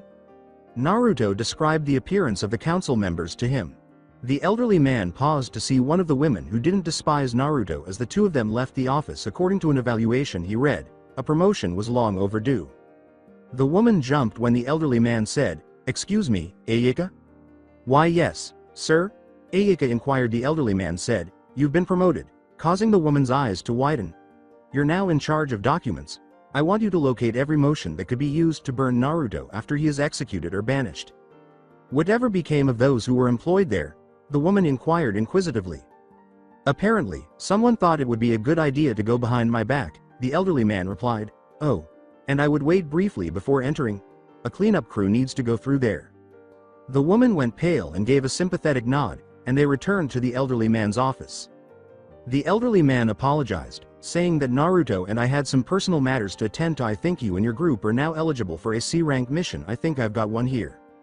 After searching through his papers for a C-rank mission, the old man grabbed all the D-ranked missions and threw them away right away. "Now then," the elderly man said, pressing a button on his intercom, "Mihashi, send the client." The woman Naruto had thrown through the door a few weeks earlier had a voice entirely different from this one. "Yes sir," she said. Hitomi sat up when she smelled the sake and was staring at her master when an elderly man with a jug entered a few seconds later and sneered at the group in front of him. "What do I get when I ask for protection?" In a rough voice, the man inquired. "A girl who appears so weak that a stick could kill her if it struck her in the right spot. A scarecrow who appears too lethargic to move, and a child who appears to have run over his dog with a cart, and to be honest, the last one doesn't seem too bad." Naruto saw the jug in the man's hand, and the next thing the client knew, the bottle was gone, and the man saw Naruto holding it. Kakashi was preventing Sakura and Sasuke from killing the client, and Naruto simply laughed at the fact that this guy had just insulted the two. The blonde then stated gravely, "Sir, I suggest you stay sober. If you want us to protect you, you would become a hindrance to the mission you paid for if you were intoxicated because you were impaired." Naruto's force abilities and the biomass in his body prevented him from getting intoxicated, but he would get intoxicated if he drank a lot of the stuff he then chugged down what was left in the bottle, threw it over his shoulder into a trash can, and belched. The client said, "I think I'm going to like this kid," adding, "My name is Tazuna. I'm building a bridge in Wave, and I need you and your crew to take me back to my house." "All right," said Kakashi. "The mission has been accepted. We'll meet at the main gate in roughly 3 hours. Does everyone get it?" As the team nodded, they departed, but not before Naruto kept a watch on Kakashi during their first meeting and throughout the previous missions. He sensed something was strange about Kakashi, and he wondered what it was. He then concluded that it would be a good idea to go and try to figure it out. "Kakashi-sensei, may I speak with you for a moment?" Naruto inquired. "Sure," replied Kakashi. "How are you? I assume the elderly man told you about my past and how my bloodlines came to be." "Yeah," Kakashi replied as he put his book away. "What bring you up the subject?" "Kakashi," Naruto uttered, "I've been feeling uneasy about you for some time. Similar to me, I think you might have a superpowered ancestor." "Really? So you believe that my abilities are comparable to yours?" Kakashi inquired. Kakashi frowned behind his mask when Naruto said, "No," adding, "What I sense is different from my powers. Would it be possible for me to unlock them for you? When the time comes, I feel like we'll need them." "All right," Kakashi replied, "let's do it, but let's take it to the training grounds. The last thing I want to do is destroy a public place." At Training Ground 7, a short while later, "Are you prepared, Sensei?" Naruto inquired. After Kakashi simply nodded, Naruto cracked his knuckles and approached him. He then shifted the biomass in his hands, allowing tiny tentacles to enter Kakashi's head and then his brain. Naruto then used the force to enter Kakashi's mind and scan his ancestry, shocked by what he saw and mentally smiling before releasing Kakashi.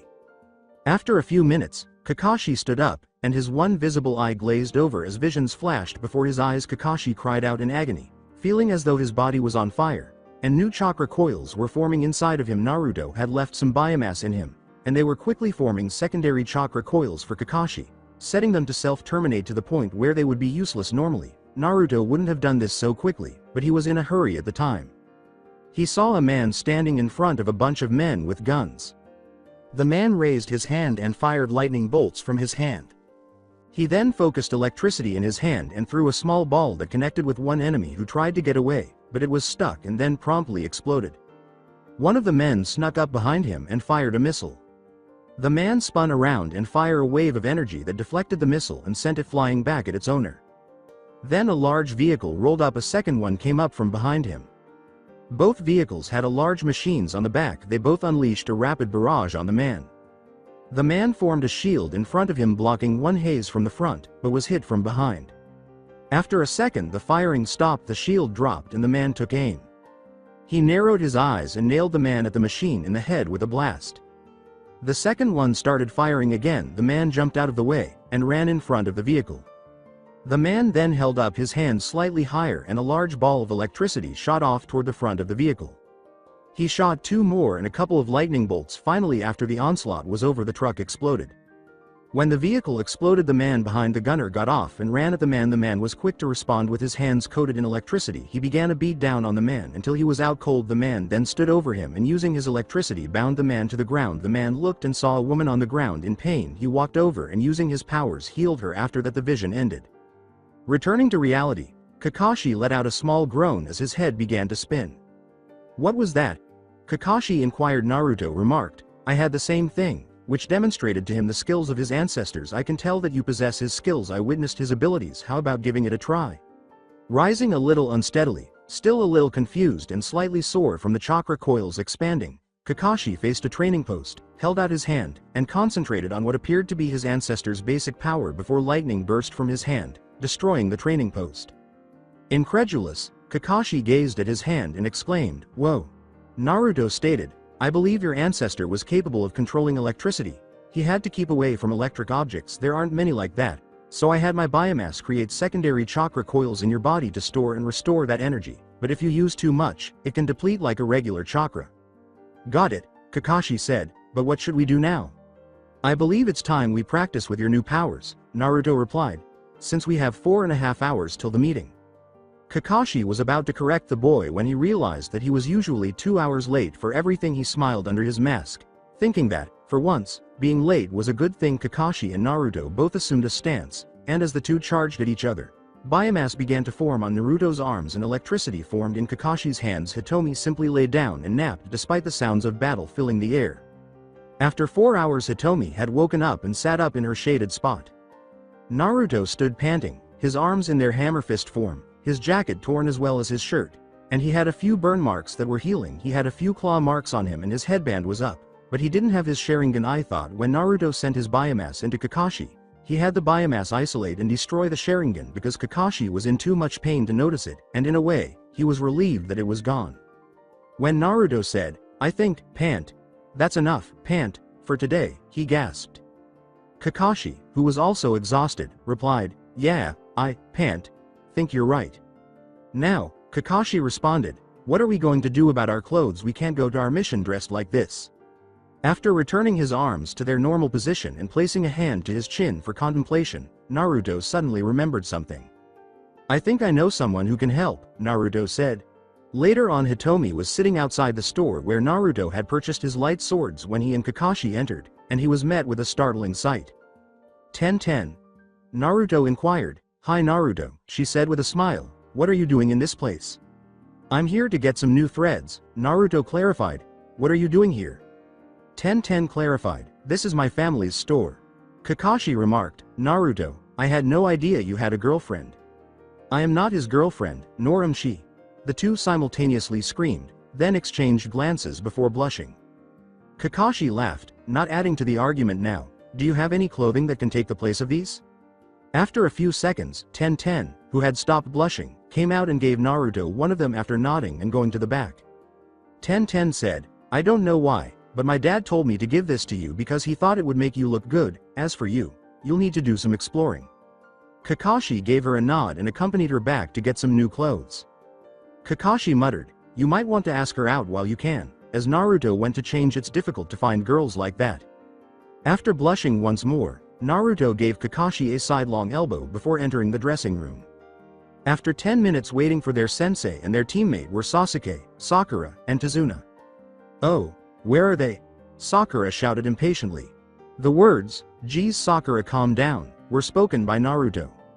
Sakura was about to scream when she saw what he and their sensei were wearing. Naruto was wearing what appeared to be a black long-sleeve shirt with metallic gauntlets on his forearms, and the shoulders and part of his chest were also made of metal. He was wearing black pants with a belt that had the light swords on the sides rather than behind him. He was wearing black boots, and a red cloak with a hood over his body made it difficult to see what else was on him. Kakashi was wearing a black shirt with a gray jacket that featured a picture of white lightning bolts moving around on it, white fingerless gloves, a belt with the Konoha symbol on it, a pair of slightly loose jeans, and black sandals. Naruto was pleased with the outfit Kakashi had chosen because it appeared to be a good fit for fighting his new bloodline, which he had chosen to call the White Storm bloodline. It wasn't the most inventive, but it did describe his abilities quite well. Whatever became of you two? Sakura inquired. Naruto clarified, we made the decision to grab some new threads. Do you like it? It does make you look different, replied Sakura. Sasuke believed the fool was merely trying to look cool, so he didn't pay any mind. All right, said Kakashi, let's get going. It was the first time they had left the village, so Naruto and the other genin on his team were a little excited as they walked out of the gates and into the forest that surrounded the village. A little further down the road, Naruto noticed a puddle in the middle of the road.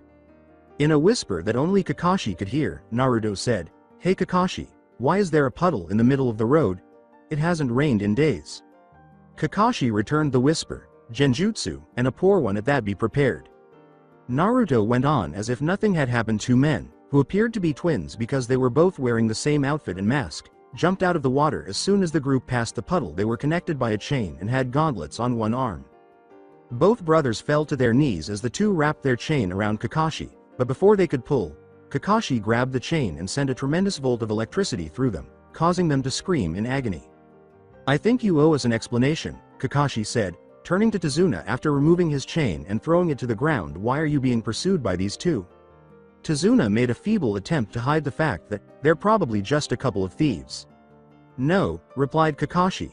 They're the two missing nin from Kiri who are the demon brothers. Why are they pursuing you? Tazuna said, I lied, okay, and hung his head in defeat. A man named Gato is robbing my house in Wave. The bridge I'm building will save it from him bleeding it dry. Regretfully, Gato does not like the concept. These two were hired by him to try to kill me. Don't leave me alone. Please, my home and village will undoubtedly be destroyed if you do that. Kakashi remained silent, then asked his students, what do you three think? Naruto stated, I think we should continue, because he dislikes tyrants. This man must be severely defeated. Sakura replied, I agree, I want to take him down quickly. Yeah, Sasuke replied, besides this will be a chance to test my strength. All right, said Kakashi. This mission is currently rated an A. See if you can get some information from your little pals here, Naruto. Nodding, Naruto approached and ate the two. Much to Sakura's and Sasuke's surprise and mild disgust, Naruto gripped his head as memories raced through his mind, and after a few seconds, he stood up and turned to face his team. All right? Kakashi inquired. There are two others in this group, Naruto replied. One big guy with a huge sword, and I couldn't identify the other one. After the group continued, Sakura couldn't contain her curiosity any longer and had to ask. Kakashi nodded. What had happened earlier? Sakura inquired, and how did Kakashi-sensei do that with his hands, in reference to Naruto's consumption of the demon brothers? Kakashi said, I was wondering when you would ask, adding that those were our ancestries. The prototype bloodline is Naruto's among other things. He can eat his enemies. You will see the second one he has later. Though my name is White Storm in essence, it provides me with unparalleled control over electricity. Although I haven't mastered all the skills yet, I am aware that I possess some extremely powerful moves that Naruto cannot replicate. When Sasuke learned that Kakashi had a bloodline that appeared to surpass his family's Sharingan and Naruto had two bloodlines, he became enraged and wondered if he could find a way to get them to reveal how they obtained those abilities. When Hitomi abruptly turned and fled into the bushes, Naruto rushed in after her and grinned at what he saw. Hitomi was licking and pinning a slightly smaller Arctic fox to death. Ah look, Naruto remarked, puppy love. Hitomi whined a little, and Naruto smiled at the idea of Hitomi having a crush on the white fox. Sakura cooed at the cute sight, and the white fox abruptly rose from beneath her and fled. Wait a euro. White fox. Since it was midsummer, the fox that Hitomi and everyone else saw was actually a stand-in. Then Naruto sensed something close by and shouted, duck everyone. To everyone's surprise, Kakashi remained motionless and sent out a shockwave that deflected the sword and sent it flying into the ground. Suddenly, a large sword appeared and sailed directly toward the ninja and the client. What in the hell was that? Thought Sakura, Sasuke, and Tazuna as they all stared. That was unexpected, a voice said. Beside the sword a tall, muscular figure emerged, his eyes piercing and cold, his black hair disheveled and his mouth covered by a mask. He wore something that looked like cowhide pants and no shirt. Naruto crossed his arms and remarked, I assume you're the other person who would take over the mission after the demon brothers. I am, he said, grabbing the sword, which was taller than he was. My name is Zabuza Momochi, or the demon of the bloody mist. Naruto called the man Naruto Uzumaki, and he stared at him. I don't have a nickname.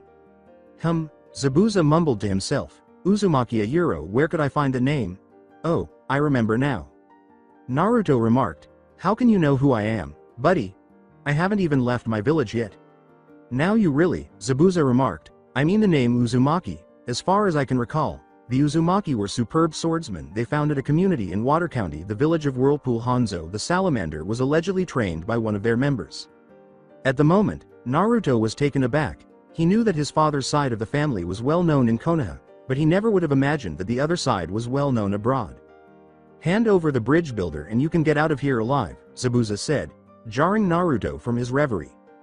With a serious expression and clenched fists, Naruto said, sorry, dude, if you want to get the old drunk here, you're going to have to go through me first. Naruto, said Kakashi, let me deal with him. No, Naruto replied, you haven't had enough time to practice your new skills yet. I'll take care of this man. In addition, I want to put my abilities to the test against a real opponent. Sasuke simply isn't good enough. Hey! The Uchiha, who had just been insulted, yelled angrily. Oh, shut up, fired back Naruto. Ha ha ha, I'm beginning to like this kid, Zabuza said with a laugh. All right, boy, you get what you want if you want to fight. Although he wasn't entirely in favor of Naruto and Zabuza fighting, Kakashi remained silent because he wanted to see his students' reactions when they realized how strong Naruto was, and because he knew from his ancestors' memories that he could be killed by water if he stayed in it too long or if he was completely submerged in it, which was likely to happen given that Zabuza was from the Mist Village. Naruto leapt to avoid the horizontal slash as Zabuza charged forward with his sword, landing behind him and spinning around to deliver a powerful punch that, had he not leapt to the left, would have broken him in two. As Naruto reappeared in front of Zabuza and delivered another punch that destroyed a tree, he realized, this kid's fast, strong too. And here I thought that Konoha was starting to go soft. It appears that Konoha is the military force that people claim it is, Zabuza said as he leapt away and landed softly. I was looking for someone who would challenge me. If this is your limit, Naruto responded, then I am very disappointed. All right kid, Zabuza said, you have my entire possession if that's what you desire, secret mist jutsu. Then, a dense fog engulfed the battlefield, making it extremely difficult for anyone to see.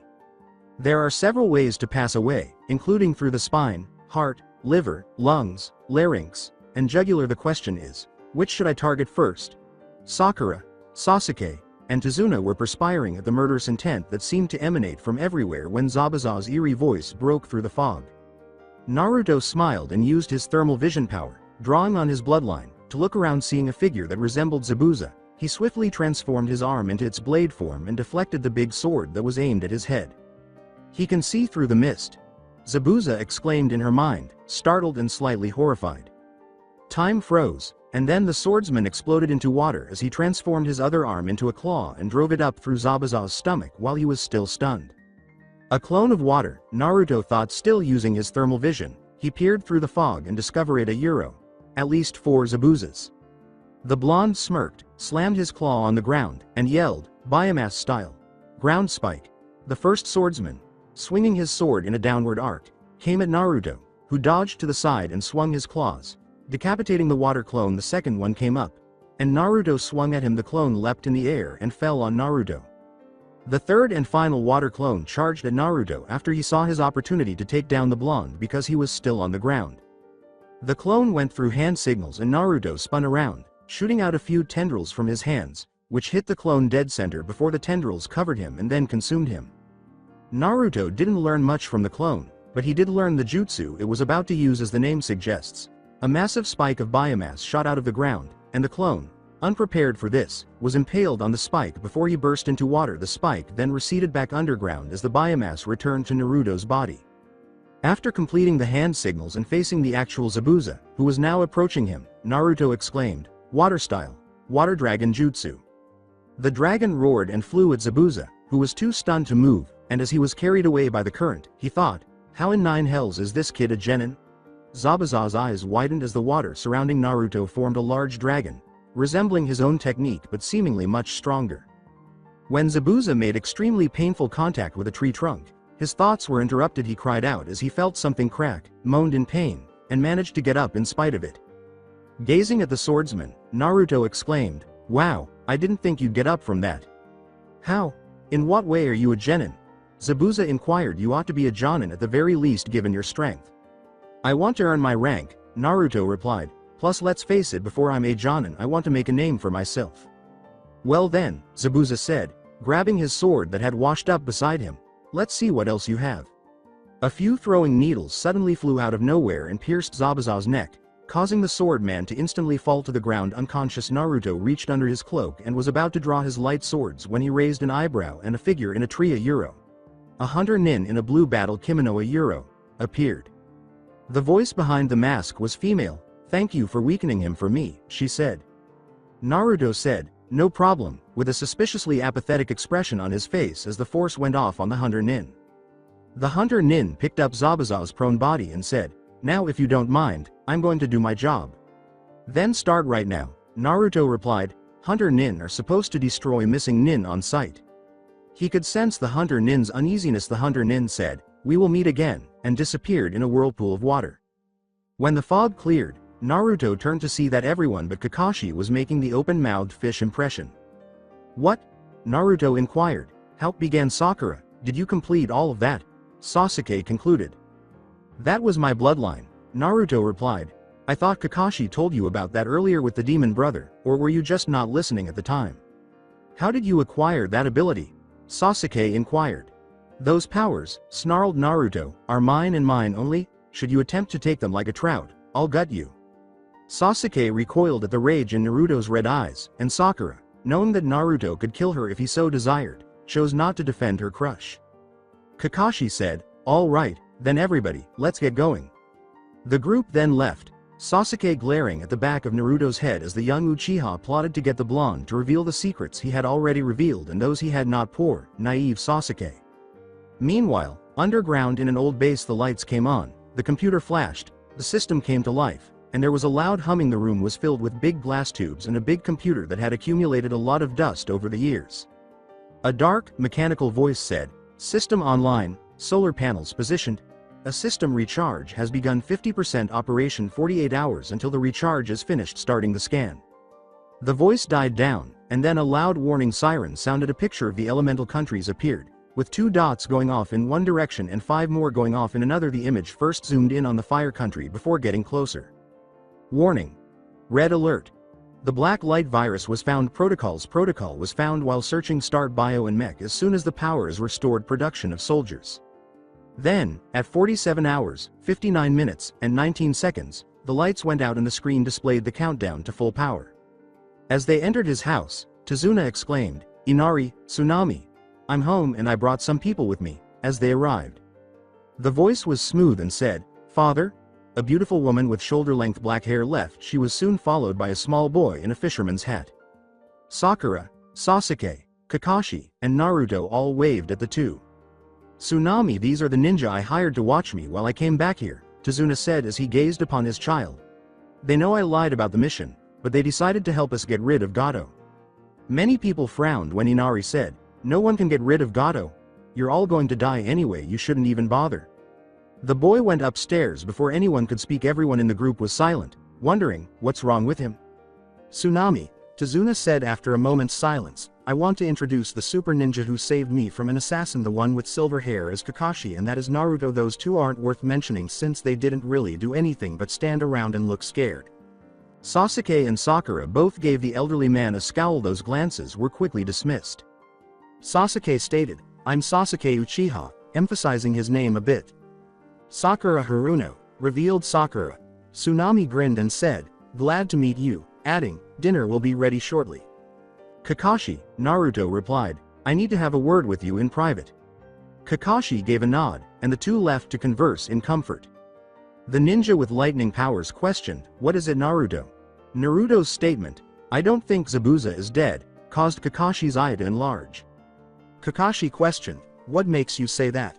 "Well," Naruto clarified, "the hunter nin used throwing needles. Those are mostly used to stun or puncture deep. They can only kill if they pierce around a vital organ. If they don't, they just stick there and cause a little bit of pain. Plus a hunter nin is supposed to start destruction of the body as soon as they kill their target. Why did the she leave before doing it?"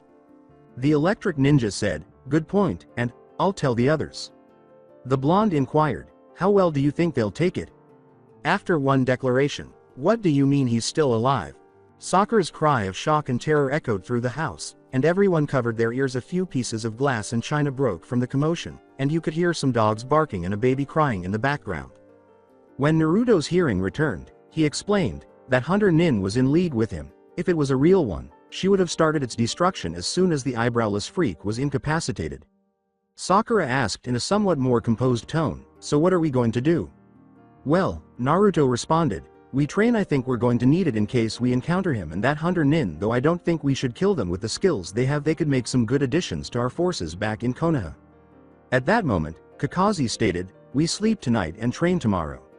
Each of the three genin gave a nod. Sasuke's gaze was fixed on Naruto. He wanted to know whether he could inherit some of Naruto's strength. Everyone went to bed after supper. Sasuke approached him as he was doing so and gave the boy a look. "What do you want?" called Naruto. The boy with the duck hair said, "I'd like to know how you got those powers." "Those are my abilities alone," Naruto replied. "I won't teach you them, nor will I tell you how to get them, and neither will Kakashi." With a small growl, Sasuke left for his room. Naruto proceeded to his chamber. Hitomi went over and fell asleep in the corner. He heard something as he sat down. "Come child, come, and no power. What on earth is that? Hey fox, did you hear that just now?" Naruto thought.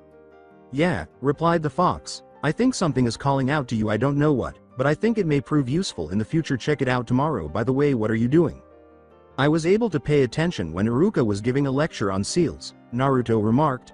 I've been combining various seals from some notes I took. I've been wondering whether some of these methods will be effective. Kyuubi questioned, you're making up your own jutsu? I think I can, Naruto thought.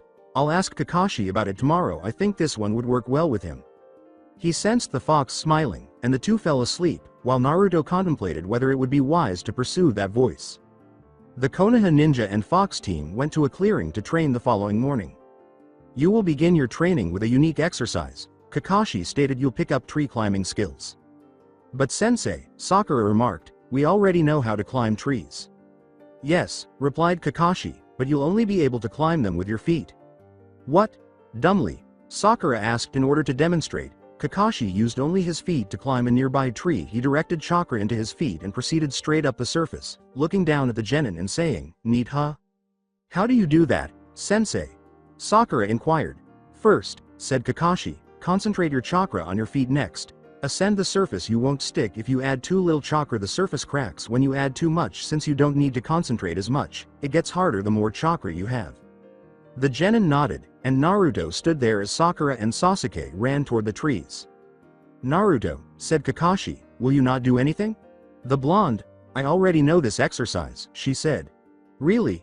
Sasuke said, standing next to his tree, which now had a dent in the bark the size of his shoe. Prove it. Naruto approached the river, stepped out, and began to walk on the water. Well, Kakashi remarked, not particularly shocked. It appears that Naruto can train by himself. Actually, sensei, Naruto replied, I want to know if you would mind trying something for me. What? Kakashi inquired. It's kind of private, Naruto remarked. Naruto yelled, hey Hitomi. And the two left after Kakashi shrugged. If these guys begin to slack off, will you encourage them? Hitomi got up from where she was standing next to a tree, and as she began to change, biomass rippled her body. Sakura, Sasuke, and Kakashi watched in horror and shock as the fox began to grow until it was the size of a horse, and then it became a walking nightmare. Its fur fell off, and its skin turned reddish-black. Its head became a huge fox skull, and its teeth sharpened, and its eyes drew back into the skull and began to glow. A third eye appeared on its head, shining bright red, and her legs were covered in segments of biomass armor, and her feet were covered in large black talons. The newly created monster roared and snarled at the two. With a horrified scream, the two sprinted as quickly as they could up the tree. Naruto, Kakashi said, please remember that I don't mean to irritate you. Naruto said, you're going to do it anyway, as he turned to leave. The two arrived at another clearing a short while later. What do you want me to do for Naruto, then? Kakashi inquired. Well, Naruto clarified, I created a jutsu when I was younger because I understand hand signals and their meanings. I didn't give it much thought because it was just for fun. Given that it's a lightning jutsu, I wanted to ask if you could give it a try. Okay, Kakashi replied, I don't have a lot of lightning jutsu in my toolbox. I could also include it in my new white storm lineage. With a, okay, Naruto pulled out a scroll and gave it to Kakashi. After examining the jutsu and nodding in admiration, the silver-haired man went over the hand signals and exclaimed, lightning style. Lightning hunt. A volt of electricity exploded from Kakashi's hand, forming 3 wolves entirely of lightning. The wolves snarled and charged at a nearby tree, exploding in a burst of lightning as they struck it. Dang, Naruto replied, I didn't know it would pack that much of a punch. I think you might have found a talent, Naruto, Kakashi remarked. Naruto said, thanks. Oh, before I forget, yesterday, something was calling to me. All right, I'd like to go find it. Okay, said Kakashi. I believe that anything that strengthens you will benefit us in the long run. Additionally, if you develop any new jutsu, tell me. I would like to know what to anticipate. Naruto replied, all right sensei. Oh, and if it's my jutsu, until I say so, you are not allowed to copy it, you understand? Kakashi said, got it, a little disappointed that he couldn't replicate some new jutsu. After hearing the voice again, this time it seemed louder, Naruto followed it until he came to a cave, where the voice grew louder as he continued walking. Alarm bells rang in his head, and he jumped forward to avoid being crushed by the walls that suddenly launched forward and nearly crushed him. Naruto then began to run, jumping over a spike pit and then having to do the limbo to avoid a number of pendulum blades. Why are there so many traps here? As he avoided a barrage of spears from the adjacent wall, Naruto shouted.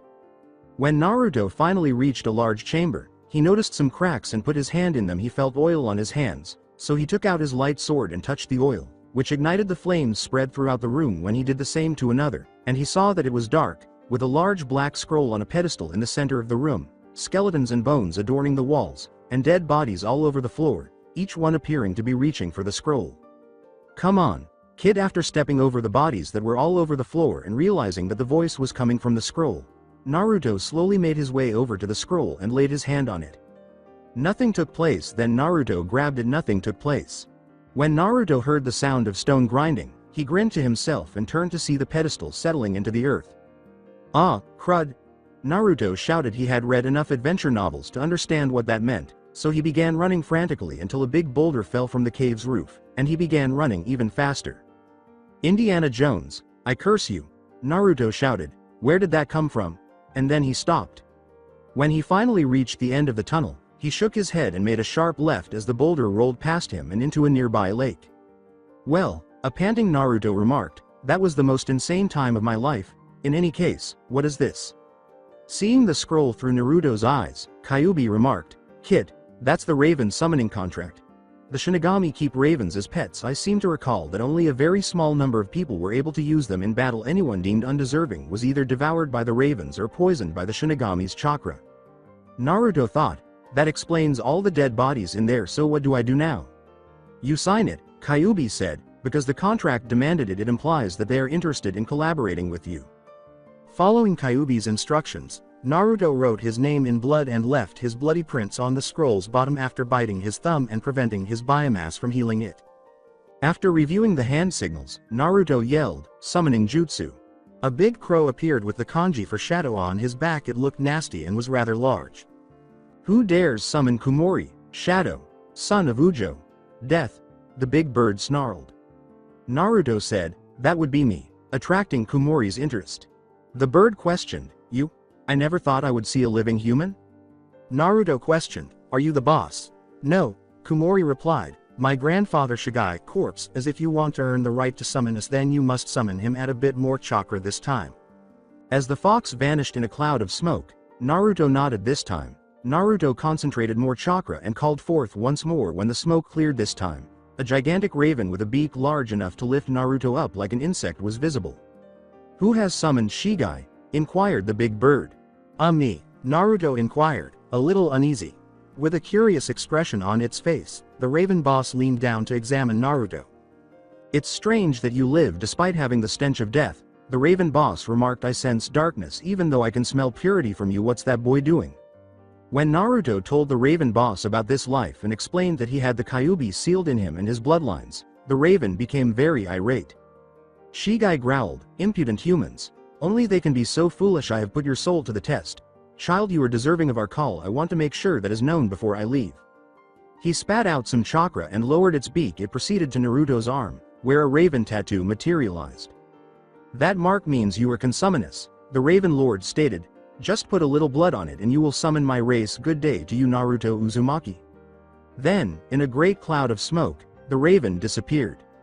With a sly smile, Naruto left the location. He entered Tazuna's home a short time later. When he arrived, he saw a tired Sakura and Sasuke, a happy and normal-looking Hitomi, and a smiling Kakashi. Naruto inquired, "So how was your day?" Sakura and Sasuke both said, "I hate you, Naruto," simultaneously. Naruto remarked mockingly, "Oh, I'm broken," adding, "Kakashi-sensei, I need to talk to you for a minute." Kakashi said, "Okay," and stood up. When they were alone, he questioned, "What is it?" "I found that voice," Naruto stated. "Turns out it was a summoning contract." "Cool," Kakashi remarked. "For what animal?" "The ravens," replied Naruto. Kakashi's gaze widened. Although he was aware of the summon, he didn't believe anyone would be able to call them. "Also," Naruto replied, "I think I know a way to end this and not kill that hunter Nin and get rid of Gato at the same time." "How?" inquired Kakashi. He had been considering it, and he was certain that Hunter Nin's and Zabuza's skills would be very helpful. "Well," Naruto replied, "I can get one of my summons to send them a message if they agree and send us Gato's location, and we'll go down there and tear those ugly suckers apart a euro piece by piece." Kakashi questioned, "And if they don't accept?" Then, Naruto responded, "We have the summons. Tell us their location, then we go down there and kill those suckers and then them if they try to stop us." "Good plan," Kakashi replied. Now let's get back to dinner, I'm hungry from practicing that jutsu. After Naruto gave a nod, the two returned to the table and took a seat. Sasuke demanded, "What were you talking about?" Kakashi remarked, "No telling you," and added, "Now shut up." Sasuke opened his mouth to speak, but was silenced by a glare from both Kakashi and Naruto. The group then sat in silence. When Sasuke finished his plate, he got up and went to his room. At this point, Inari raised her voice. He questioned, "Why do you try so hard?" Everyone's eyes were on him. "Why do you try so hard?"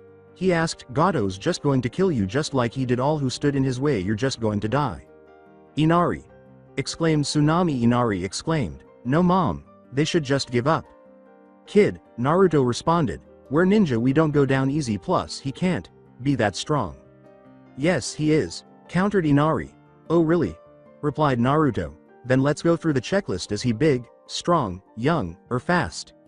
"No," Inari replied, "he's old, pudgy, and walks around with a cane." "I bet he has some powerful jutsu under his belt," Naruto went on.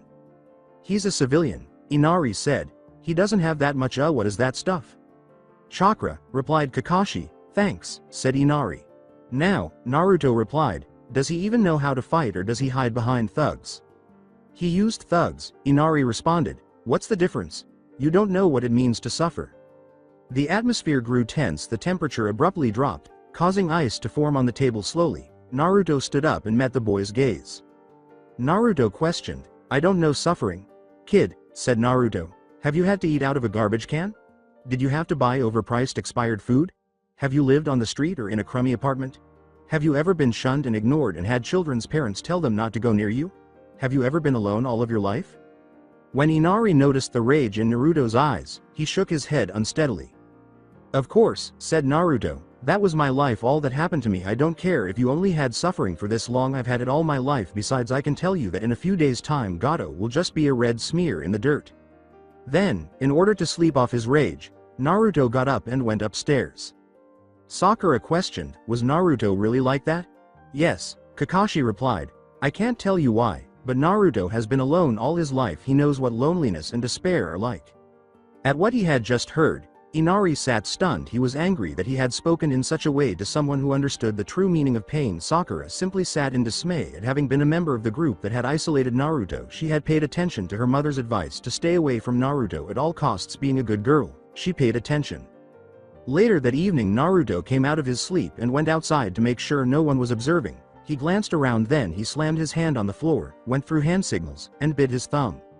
Summoning jutsu. A typical sized raven was visible once the smoke cleared. The bird said, "My name is Kuro, which means dark. What do you need from me?" "I need you to find Zabuza Momochi so that you can deliver a message for me," Naruto said. "Inform him of my offer to him and his purported ally, a hunter nin. In order to protect them from hunter nin and other dangers, I offer them the opportunity to live in my village. They're able to reply to you. You get it?" Naruto used the force to give Kuro a mental image of the man and his ally, and the bird nodded before taking off in search of the ally. The bird also managed to catch a whiff of the man's chakra. In the meantime, at Gato's base next to Zabuza, a young woman with long black hair was tending to his wounds. Her name was Haku, and she was the hunter nin who had saved him. She was still in disbelief that a mere genin could do this to the man. She blushed as she thought of the boy, who, she had to admit, was kind of cute. She knew he was dangerous, but then again, it was dangerous here too. She recalled what had happened when they returned. A flashback. "It's unbelievable that you failed to eliminate 3 brats and an elderly scarecrow." A fat elderly man in a tuxedo, holding a cane, yelled at Zabuza, who was lying in bed because of his wounds. Zabuza snarled, "Stop talking, Gato. I'll get them in that little run next time." "You better, or else I'll call in those hunter nin you're so afraid of," said Gato. "Please do not do anything to upset Zabuza-sama," Haku said as she removed her mask. "If you keep doing this, he won't be able to kill you enemies like you hired him to do."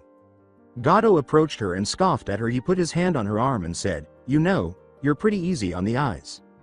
Gato was tending to a broken arm when there was a loud crack a moment later. "Do not touch me, you pig," Haku yelled. "Do so again, and client or not, I will kill you." After being seized and dragged away by his samurai guards, Gato screamed, "I'll get you for this, you little slut. Do you hear me? I'll get you." Haku simply turned back to Zabuza and carried on healing him, but she secretly feared that he would keep his word. The end of the flashback. Haku. How much longer until I'm prepared for battle? Zabuza inquired.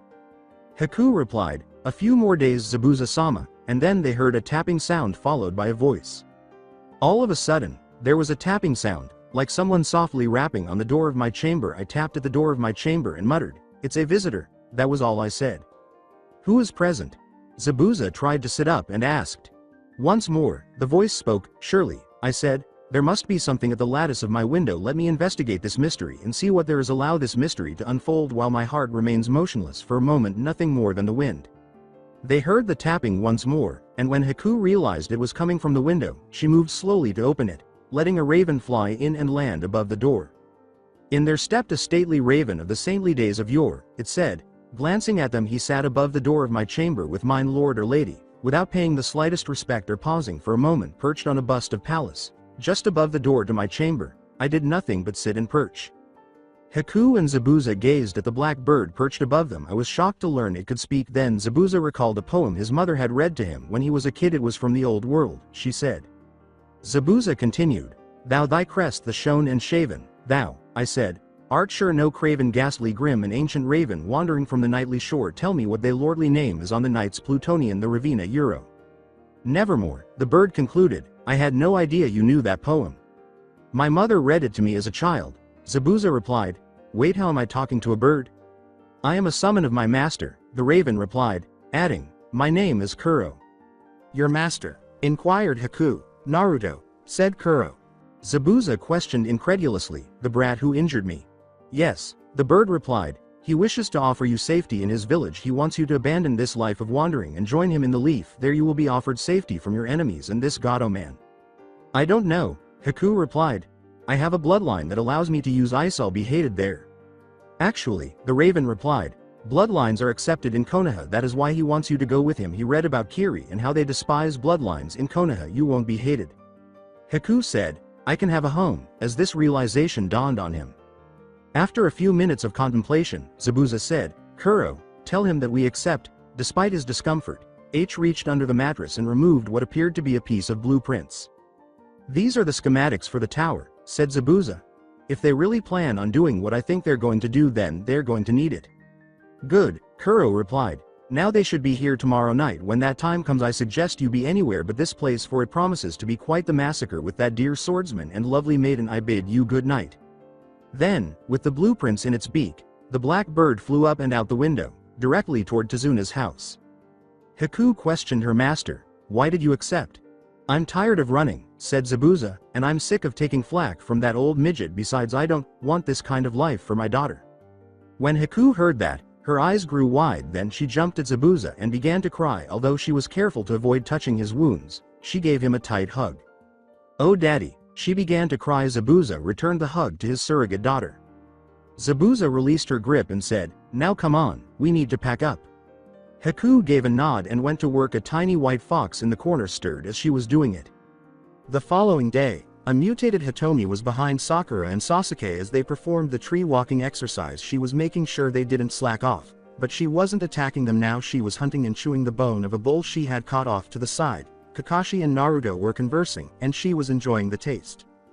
Did they accept? Inquired Kakashi. They did, Naruto replied. We attack tonight after sundown. My summon can show us the way. We should be ready, though we don't know if Gado has hired any more missing nin to pick up the slack. In that case, we both have to hone our skills for tonight. See if you can find a way to repel water in case we run into some more missing nin from Kiri. Also, Kuro got these blueprints of the place. We need to study them so we know where to attack. Naruto, Kakashi responded, don't you think that we should tell Sakura and Sasuke about this? You're kidding, right? Naruto said to his sensei. Sakura would give us away with that pink hair of hers, and Sasuke would get himself killed trying to go up against someone who is obviously way out of his league. The sound of sobbing interrupted the two's conversation. When they turned around, they saw Sakura fleeing from the training area where she and Sasuke had been. Naruto had never seen Sakura cry, so he knew this was clearly something bad.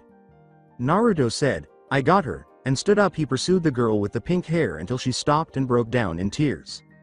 Naruto said, Sakura? Are you okay? No, I'm not, explained Sakura.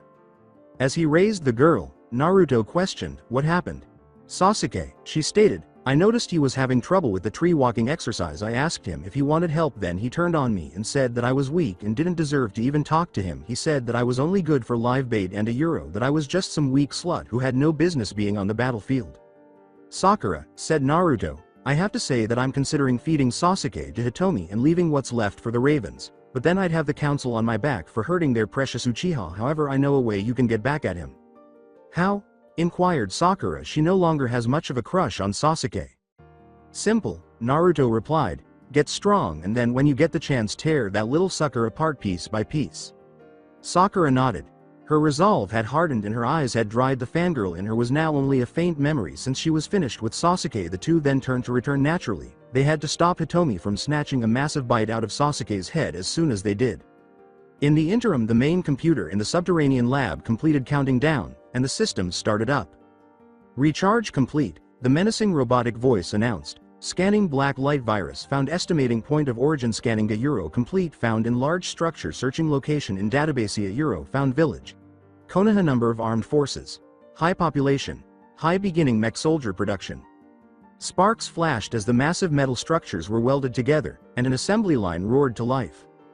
Complication: no biosamples available for biosoldier construction. Dispatching collection drones. Allotted time till amount of biosamples. 1 month added time for mech solder completion. 1 month total time. 2 months construction held until biosamples return. 3 tiny drones flew out of a large metal slab that opened above the lab. Each of the 3 was a tiny, round ball with a red spot that served as a visor and tiny holes. Commence collection of DNA. After that, the 3 drones took off for the world. I'm back with the people who don't even realize the mechanical thread exists. Wow, that sounds like something from an old cartoon. Both Naruto and Kakashi were lying in their beds when it got dark. It was approximately 11 p.m. when Naruto began to move. He got up and changed into his normal clothes after making sure Sakura and Sasuke were asleep with force. Since they were also asleep, Kakashi followed suit. Once they were outside, Naruto called for Kuro. Naruto asked the bird, "Do you remember where the base was?" It said, "Yes, follow me." The bird led the two. It was a little challenging because it was nighttime and the bird was black, but it was easier to see in the dark night sky because it radiated a red chakra that outlined it. About an hour later, they showed up. The structure was a sizable compound with a few smaller buildings encircling a large tower in the center. There was a big wall around all of this. A large number of mercenaries were visible inside, either fighting or simply having fun. Kakashi questioned, "So how are we going to do this?" "I say we just blow the place sky high and turn everyone in there into a bloody smear on the pavement," Naruto replied. Right now, his ancestor was displaying his vicious side. Kakashi simply gazed at the throng. His eyes narrowed, and he used his powers to send out a tiny pulse. He saw human outlines in the buildings. He discovered some who weren't red, but they became aware that they were bound as well. "Naruto, we can't just destroy the place," said Kakashi. "There are innocent people down there. If we destroy the place, we'll be endangering innocent lives." Naruto gave his sensei a nod. At the moment, he was searching his mind for a strategy. At last, he received one with haste. Naruto created 3 shadow clones. 3 major structures were present. "Okay, you 3. Naruto replied. "I want each of you to stealth consume a guard. After that, go down and enter one of the 3 main buildings around the tour. Once you're inside, you need to silently take out the guards, then tunnel your way out of the complex. When all 3 buildings are free of innocents, me and Kakashi will begin our attack. Understood?" Together, the 3 clones exclaimed, "Sir," and saluted. Naruto yelled, "Now go," while performing the 3 move. After turning on their chameleon skin abilities, each clone dashed through the forest. Each one eventually located a guard and silently devoured him. When the chameleon skin was deactivated, it blended in perfectly with the crowd. Structure 1.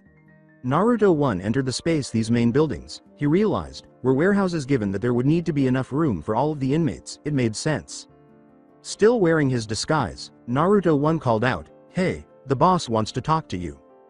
Believing him, the guard keeping watch over the inmates left. Naruto, still in disguise, approached the group that was shackled at the time. While some of the men in the group appeared defiant, the women in the group whimpered a little. The people in the room gasped as Naruto returned to his normal self. Then Naruto cut the chains with one of his light swords. He received heartfelt hugs from the group members and a couple of women.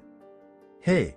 When Naruto turned around, he saw a guard with a sword in his hand. Naruto raised the man up by extending his hand. Then, in order to create too much noise and draw unwanted attention, the force was used to slowly choke him to death. Throwing him into something would create too much noise, and force lightning would attract people because of its light. Naruto brought the man over and ate him to hide his tracks. After he was dead, he discovered a hidden escape hatch in the rear of every building. Since the man was dead, he used the force to communicate with the other clones in a similar manner. Then he led the people to the passage by gesturing for them to follow him. Naruto carefully lifted it off the ground from beneath a pile of boxes. Then he leapt to the ground, followed by others. On the east, south, and north walls, they emerged, none of which were close to the compound's entrance. Naruto waved before vanishing in a thick cloud of smoke. As soon as everyone had left, the other two buildings experienced the same issue nearly while Naruto 3 simply ate the guard in his building. Naruto 2 used his claws. The fact that there was only one guard in the room was strange, but Gato most likely didn't anticipate Naruto and Kakashi's arrival. So that's it for today. I hope you guys enjoyed it. Don't forget to like, share and subscribe to the channel for more awesome stories like this. Thank you. See you all in my next video.